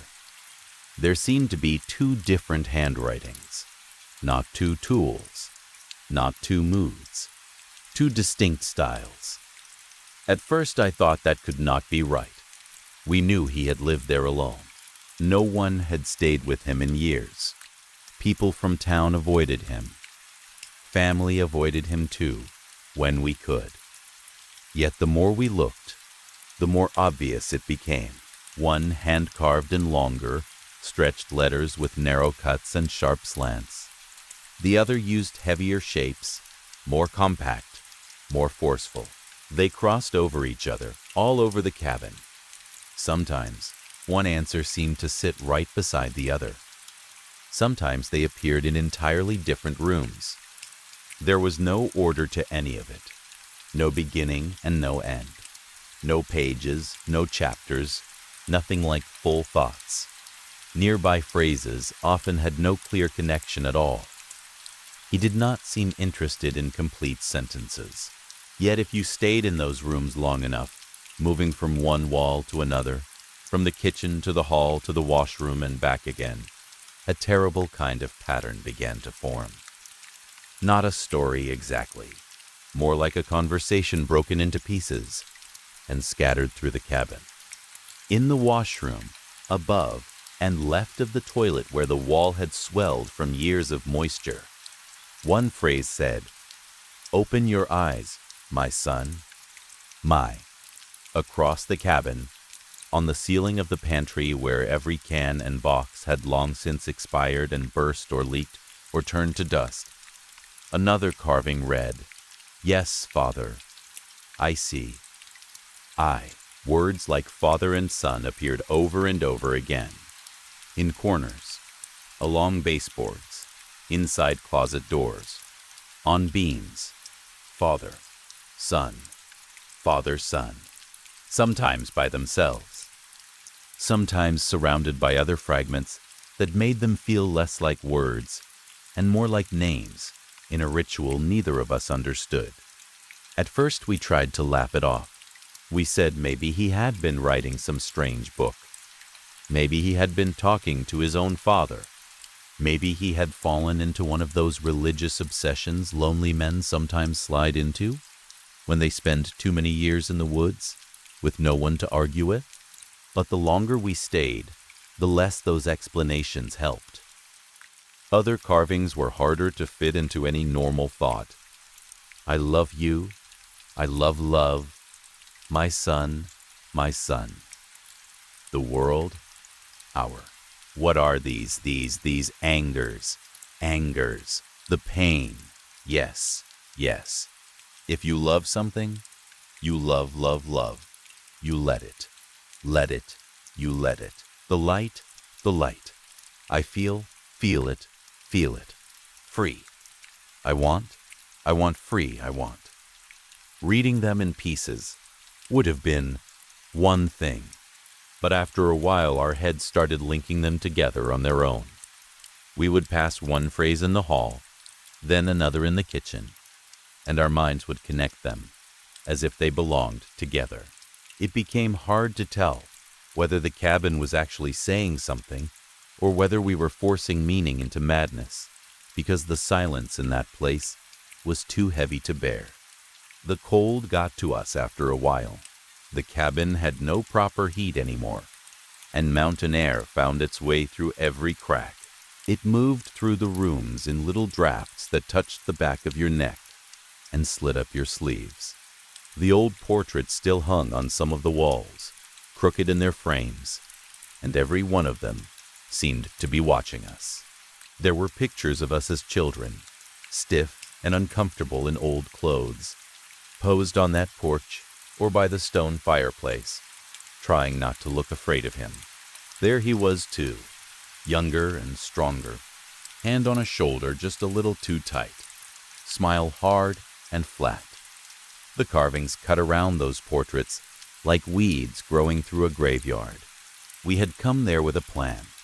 Spend the whole day sorting through the cabin, save what had value, set aside what could be donated, figure out what could be sold.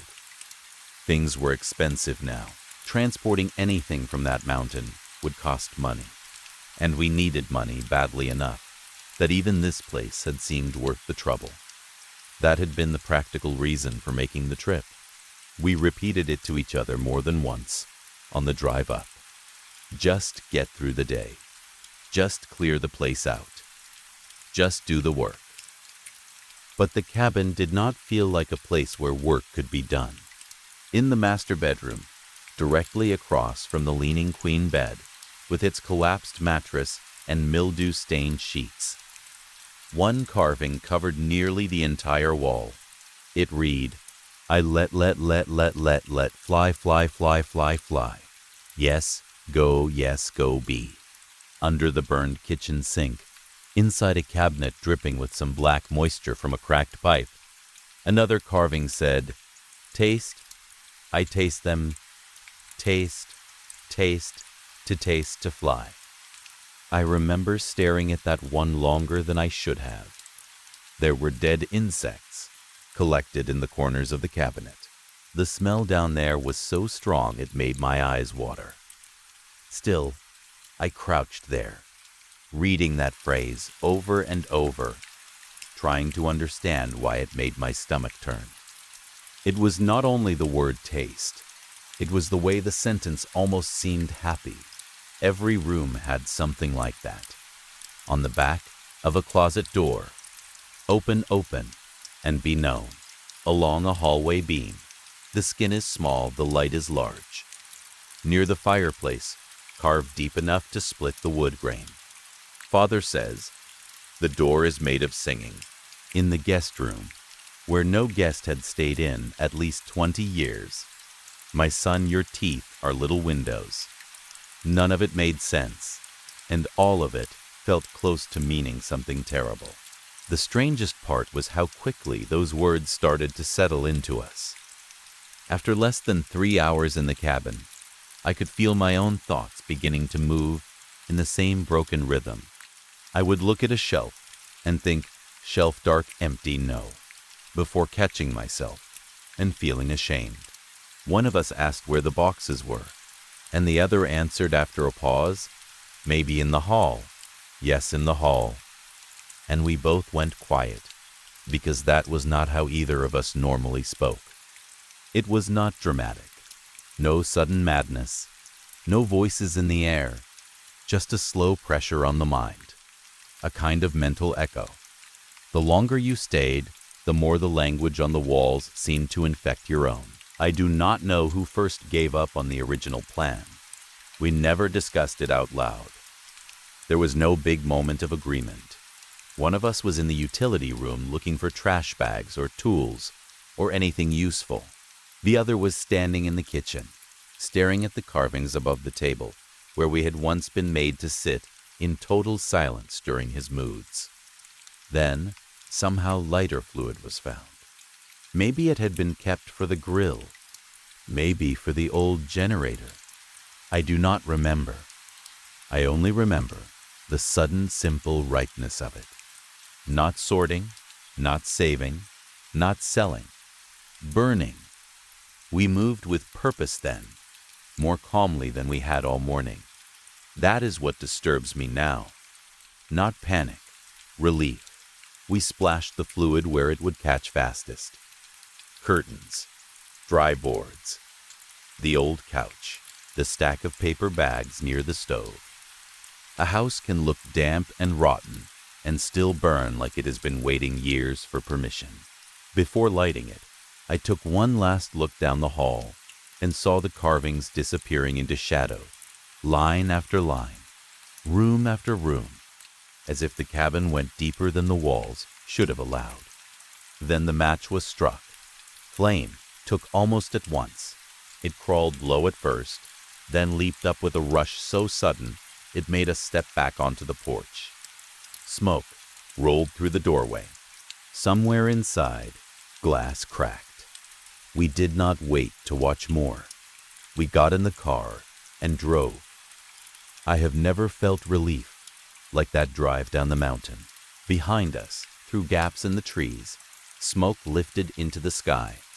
With every turn of the road, the cabin disappeared and returned, smaller each time, until finally it was gone.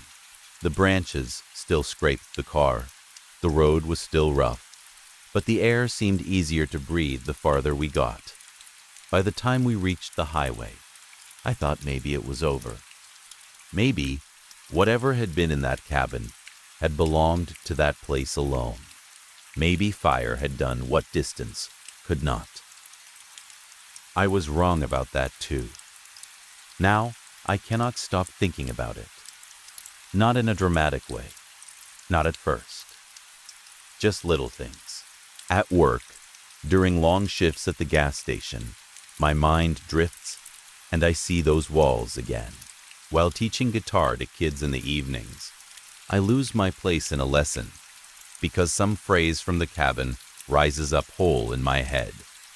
Father, Son, the light, Let it, let it. I catch myself staring too long at the grain of wooden furniture, imagining words hidden under the paint.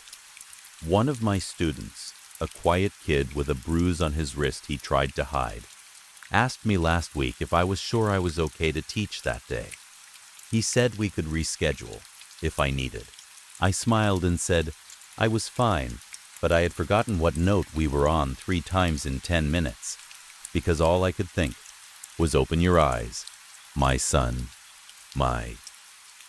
Old friends have started checking in.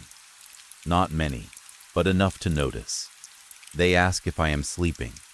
They ask if I am using something.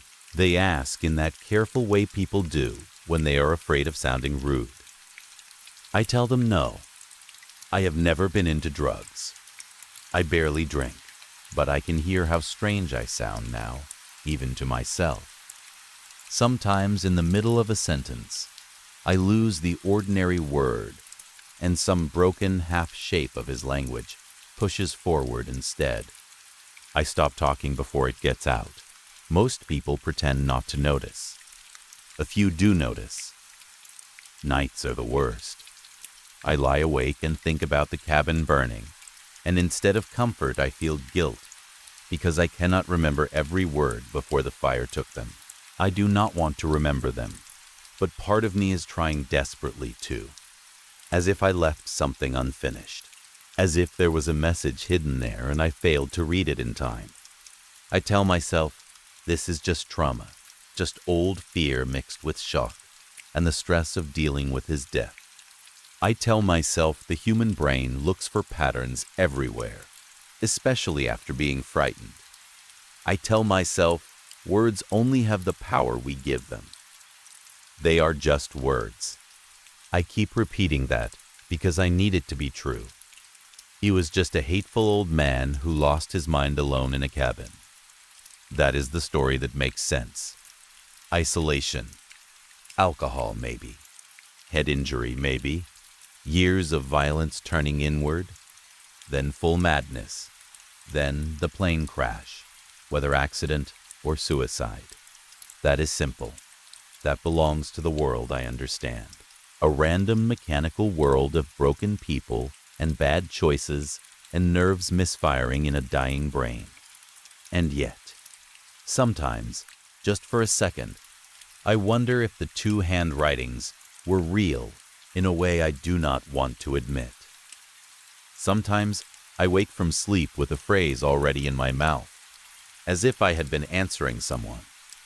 Sometimes I smell the cabin again for no reason at all. Damp wood, smoke, metal, something sweet and rotten beneath it. Sometimes I think about one carving in particular, though I never saw it clearly enough to know whether I am remembering it or inventing it. It was near the back door, low on the wall, half hidden behind a broken chair. I only glanced at it on our way out, but ever since, it returns to me in pieces, changing slightly each time. It says something like, "When the walls are gone, we go with you." Or maybe, "When the house is ash, we go in you." I do not know which is worse. That is the reason I am writing this down now. Maybe if I put the words somewhere outside myself, they will stop circling in my head. Maybe if other people read them, they will thin out and lose their grip. Maybe language can be drained of power by being shared. Or maybe that is exactly the wrong thing to do. I honestly do not know anymore. I know what you are thinking. If I really believed these were dangerous, I would not repeat them. I would bury the memory and keep my mouth shut. Maybe you are right. Maybe this is selfish. But I am so tired. I am tired of hearing father and son in the hum of coolers at the gas station. Tired of seeing sharp carved letters in the grain of tabletops, in fence posts, in the dark lines of ceiling cracks. Tired of feeling that if I could just remember one more phrase, one final piece, then something would either break or settle. Maybe this will help. Maybe it will not. If it does not, if the words stay where they are, and keep growing louder, then this may be the last thing you hear from me. Because I am beginning to understand how a person might spend years alone in a cabin, carving the same impossible conversation into every wall, trying to answer something that never stops speaking. And that thought frightens me more than the cabin ever did. Story 6. A few years ago, I was driving through the Appalachians, coming up from Savannah. I used to do that sometimes, even when I didn't have a strong reason. Something about those mountains always made me feel like I belonged there. It is hard to explain to people who have never felt that kind of pull toward a place. But whenever I was in that region, I felt calm in a way I never did anywhere else. It felt more like home than any house I had ever lived in. On that trip, though, I did have a reason to be there. I had been working at a major defense contractor, one of the really big ones, and I had just gone through the worst day of my career. A document had been leaked, and even though it had not been my mistake, I was the one who got dragged in to answer for it. 2 men from the Department of Defense spent what felt like forever tearing into me, asking the same questions over and over, pushing and circling, and trying to pin everything on me. By the end of it, I was exhausted, angry, and numb. Then they fired me. Just like that. No warning, no second chance, no real discussion. I packed up the few things from my desk, stood in the common area for a moment, and poured myself some water from the office pitcher. I remember taking a sip and stopping for a second because it tasted strange. I still cannot describe the taste properly. It was not rotten, not metallic, not chemical exactly, just wrong in a way I could not define. But I was so worn down that I ignored it. I did not really have close friends back then, and I had no desire to sit in my apartment and think about what had happened. So I did the only thing that made sense to me. I got in my car and left. No plan, no hotel booked, no clear destination. I just wanted to go. Driving has always done something to me. When you are on the road long enough, it feels like the rest of the world is sliding away behind you. Towns, lights, people, jobs, expectations, all of it starts to feel far away, as if you are stepping out of one life and into another. A quieter one, a more private one. It becomes just you and the movement, and whatever is happening inside your own mind. By the time I reached the first stretch of the mountains, the sky had started to turn that deep evening purple that only lasts a little while. It was beautiful in a way that almost hurt. During the day, sunlight can feel harsh, almost demanding. It pushes itself into everything. But in those hours, between late afternoon and full dark, light becomes softer. The sky relaxes. The colors spread out in reds and golds and purples, like the day is letting go of itself. I kept driving and watching the last of that light fade away. Soon the sky darkened completely. I know some people hate driving at night, but I have always loved it. Night on a quiet road feels honest to me. There is less noise, less distraction, less pretending. As the clouds began to break apart, the stars came out. They looked so close together, almost crowded, like houses on a street. But of course they are not close at all. They are separated by distances so huge that the mind can barely hold them. That thought stayed with me for a while. All those lights, each one alone. As the night got deeper, the traffic began to thin out. Fewer headlights passed me. Fewer taillights drifted ahead of me in the distance. Eventually, there were none. It was just me, my car, and miles of black road. I stopped paying attention to time. I could have been driving for 1 hour or 4, and it would not have made a difference. The road became its own little world. The only thing that pulled me out of that trance was the fuel gauge. I was running out of gas. My phone had no signal, but after a while I saw a road sign lit by my headlights. Gas. 3 miles. My dashboard said I had maybe 1 mile left, if that. I remember staring at the sign for a second, doing the math, and knowing I was not going to make it. Not long after that, my phone died too. That part bothered me more than it should have, because I had barely used it. The battery had not been low the last time I checked. Still, I told myself not to overthink it. I pulled my car off to the side of the road and sat there for a moment in the silence. Outside the car, everything was black. Not city dark, not suburban dark, but real dark. The kind that seems thick. The kind that makes you understand how helpless human beings are without light. I found the cash I had on me and got out, locking the car behind me out of pure habit, even though there was no one around for miles. Then, I started walking. One thing about Appalachian roads is that some of them, especially down in the valleys, can be surprisingly straight. That should have made the walk easier, but it did not. The problem was not the road. The problem was the darkness.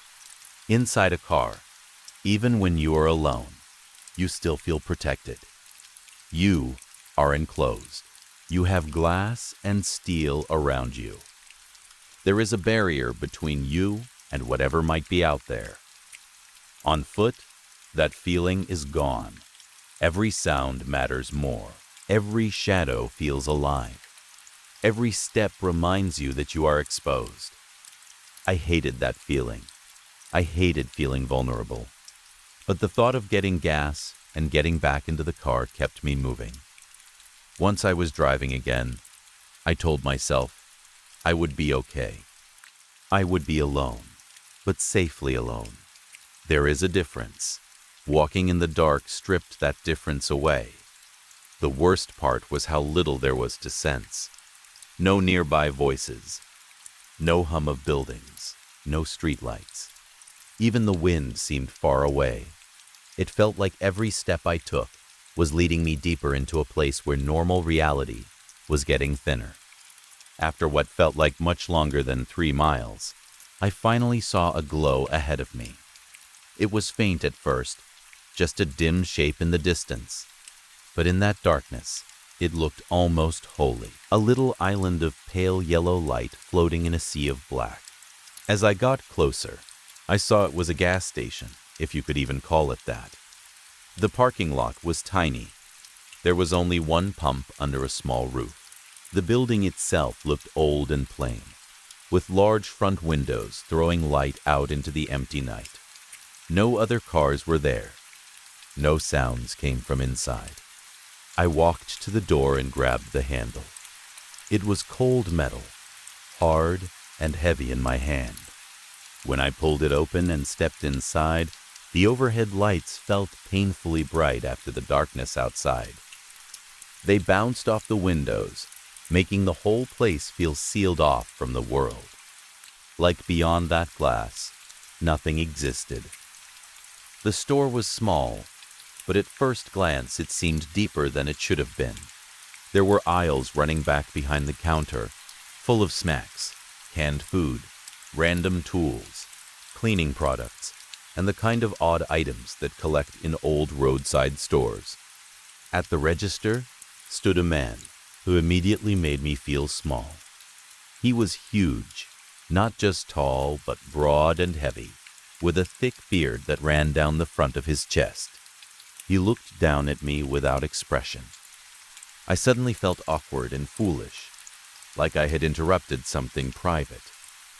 I placed my cash on the counter and said quietly, "Gas, please." He put one large hand over the cash, slid it off the counter, and tucked it somewhere behind the register. Then he just kept looking at me. Something about that moment made my skin crawl. Maybe it was how silent he was. Maybe it was how alone I realized I really was. Maybe it was just the leftover stress from the day catching up to me. But standing there under those lights, with that giant man staring down at me, I felt a wave of panic move through my body. My chest tightened. Sweat prickled at the back of my neck. Then he turned and went through a door behind the counter, leaving me standing there by myself. I should have just waited. That is what a normal person would do. But I could not settle myself. The panic grew stronger, and with it came this overwhelming feeling that I had stepped into a place I was not supposed to see. The air felt wrong. The silence felt wrong. I turned away from the counter and looked toward the aisles. They did not look normal anymore. At first I thought it was just the bright lights hurting my eyes after the dark outside. But the more I stared, the more impossible the store became. The aisles seemed to stretch farther and farther back, lengthening as if the building itself were unfolding. Shelves multiplied into the distance, narrowing toward a single dark point, far beyond where the rear wall should have been. It looked endless, like the inside of the station was opening into some huge empty space, hidden behind the shape of an ordinary store. I knew something was wrong. I knew I should look away. Every part of my mind was screaming at me not to move, not to go near it, not to test it. But my body did not listen. I took a step forward, then another. It felt less like a decision and more like being pulled.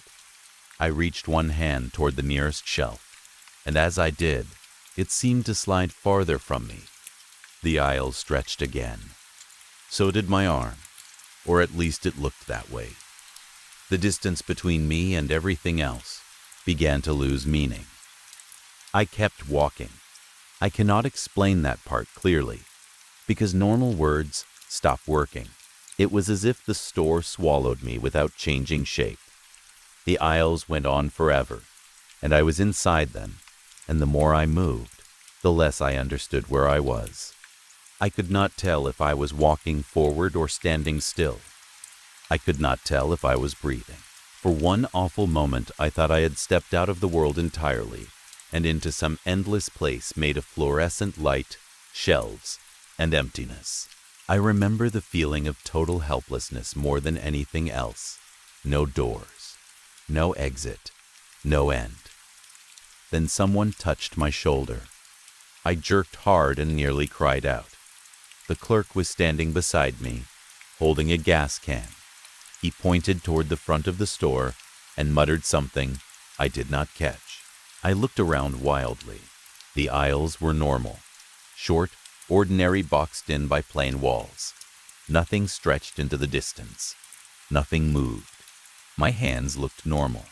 My body felt solid again.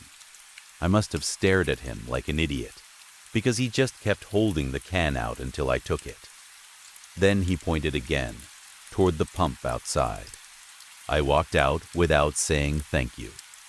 The pump stood under its little roof, humming softly. The light above it cast a weak circle onto the concrete, and beyond that circle was the same deep black I had walked through before. I set the gas can down and lifted the nozzle. When I squeezed the handle, fuel rushed out fast and loud, splashing into the can with more force than I expected. The smell hit me right away, that sharp smell of gasoline and pavement and engine heat, the smell of roads and rest stops and travel. Strange as it sounds, it grounded me a little. It felt real. It felt normal. When the can was full, I let the last drops fall and stepped back. I turned toward the road and the darkness waiting beyond the edge of the station lights. Then I started walking back. The dark seemed even heavier now. I kept my eyes forward and moved carefully, one hand gripping the can, the other held slightly out in front of me. At first, I was only focused on getting back to the car. But after a little while, something changed. The fear eased. In its place came a different feeling, one that I had chased in quieter ways for years: isolation. Perfect, total isolation. It was what I had always liked about driving at night, that sense of being cut off from everyone and everything. But now, it was stronger than ever before. There was no road noise, no phone, no passing cars, no human voice. It felt as if the world had ended and left only me in the dark. I should have been terrified, and part of me probably was, but another part of me gave into it. I stopped feeling like a person walking down a road and started feeling like a thought floating in empty space. After that, things get difficult to describe. The darkness in front of me began to flicker, not with light exactly, but with images. Brief, sharp flashes, one after another too fast to hold on to. Insects. That is what I remember most clearly.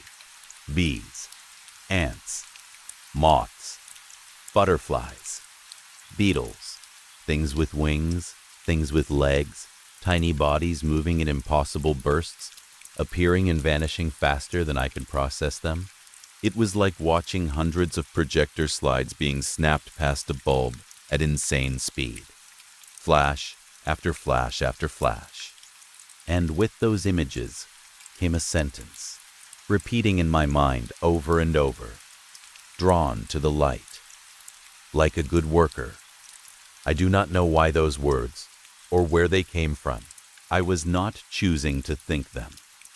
They were simply there, fixed in my head like a command. Drawn to the light, like a good worker. Every time the insects flashed through the darkness, the words returned with them. I lost all sense of time. Maybe seconds passed, maybe hours. I cannot say. The images kept coming until they no longer felt separate from the darkness. My own thoughts started to come apart too. I stopped feeling like myself. In fact, I stopped feeling human at all. There was no pain, no clear fear, no memory of the road or the gas station. There was only the black, the flashing insect shapes, and that phrase, drawn to the light, like a good worker. If I had to compare it to anything, I would say it felt like my mind was being stripped down and rearranged while I watched from far away. Not physically, not like a wound or a sickness, but something deeper, something inside the structure of self. I could not hold on to my name.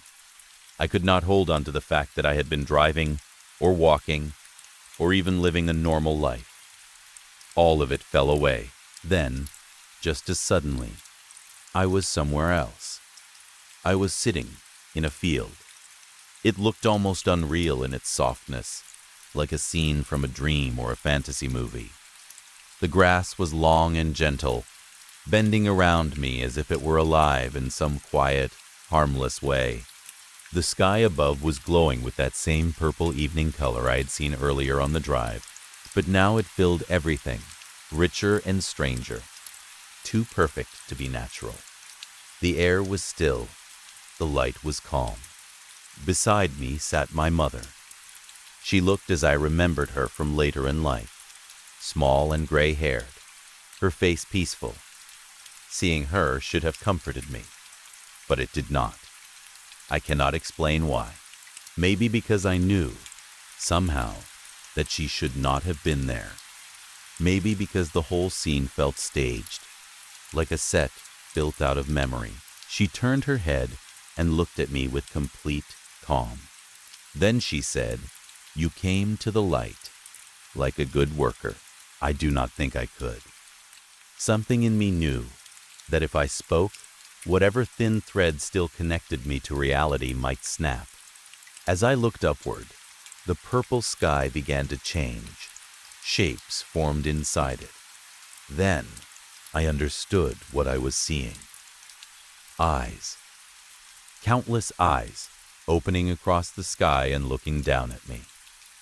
The whole field started to flicker with pulses of white light. Everything flashed in broken pieces. My mother's face, the grass, the eyes above, the purple glow, all of it stuttering in and out, like film burning in a projector. That was the moment I felt control rush back into my body all at once, violently, like waking up during a fall. Daylight slammed into my vision. I was standing at the edge of a cliff on a mountain, with open air directly in front of me. I stumbled backwards so hard that I fell onto the ground. My heart was pounding so fast, I thought I might black out. Below me was a drop of maybe 40 feet, maybe more. If I had taken even one more step before coming back to myself, I might have gone over. I sat there gasping and blinking against the bright sunlight, trying to understand how it was day, how I had gotten there, why I was nowhere near the road. The mountain had a narrow trail, and after a while, I managed to stand up and make my way down. Everything around me looked normal. Trees, dirt, rock, wind moving through leaves, birds somewhere in the distance, no purple sky, no eyes, no field, no sign of the gas station. When I finally reached the road, I saw emergency vehicles first, police cars, fire trucks, flashing lights. Then I saw the wreck. 3 cars had collided in a terrible pileup. Twisted metal covered the road. One of the vehicles was crushed so badly I almost did not recognize it. But then I did. It was my car. I stood there frozen, trying to make sense of what I was seeing. A police officer noticed me and walked over quickly, telling me to stay back and return to my vehicle. I remember just staring at him. My vehicle was right there, destroyed in front of us. I told him that. I told him the wrecked car was mine. He looked at me in a way I will never forget.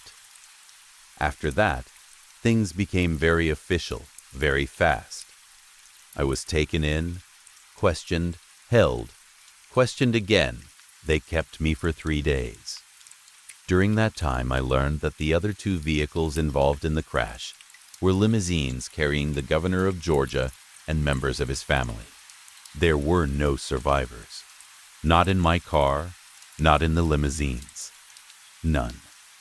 I told them everything I could remember, though I left out parts at first because I knew how insane they sounded. Even when I did tell more of it, the gas station, the walk, the lost time, the field, I could see from their faces that they did not believe me. Maybe they thought I had been drunk, or high, or concussed and wandering in shock. Maybe they thought I had run from the crash and made up the rest. I do not know. In the end, they let me go. I live in Boone now and work as an accountant for a tech startup. My life is ordinary on paper. Most days, I do normal things, speak to normal people, and move through the world as if that night belongs to some other version of me. But it never really leaves my mind. It was the strangest and most terrifying thing I have ever experienced, and nothing else even comes close. I went back later and tried to find the gas station. I studied maps. I drove sections of road that I thought might have matched the route. I searched online records, satellite images, old business listings, anything. There was nothing. Near the place where the governor died, there was no gas station within 30 miles. Not an abandoned one. Not a closed one. Nothing at all. I still think about the water in the office sometimes, the strange taste of it. I think about the clerk and the way he watched me. I think about the aisles stretching into forever. Most of all, I think about those words, drawn to the light, like a good worker. I have never heard them anywhere else. No movie, no book, no prayer, no dream before or after. Yet they feel lodged inside me now, like something planted there. Sometimes when I am driving late at night and the road is empty and the stars are out, I feel the same pull I used to feel, that deep craving for isolation, for silence, for the black space between things. But now it scares me, because I know that somewhere inside that kind of darkness, I lost hours of my life, maybe more than that. I lost my car. I lost any clear answer for what happened. And whatever found me there, whether it was in my mind or outside it, still feels unfinished. I have not driven through the mountains at night since then.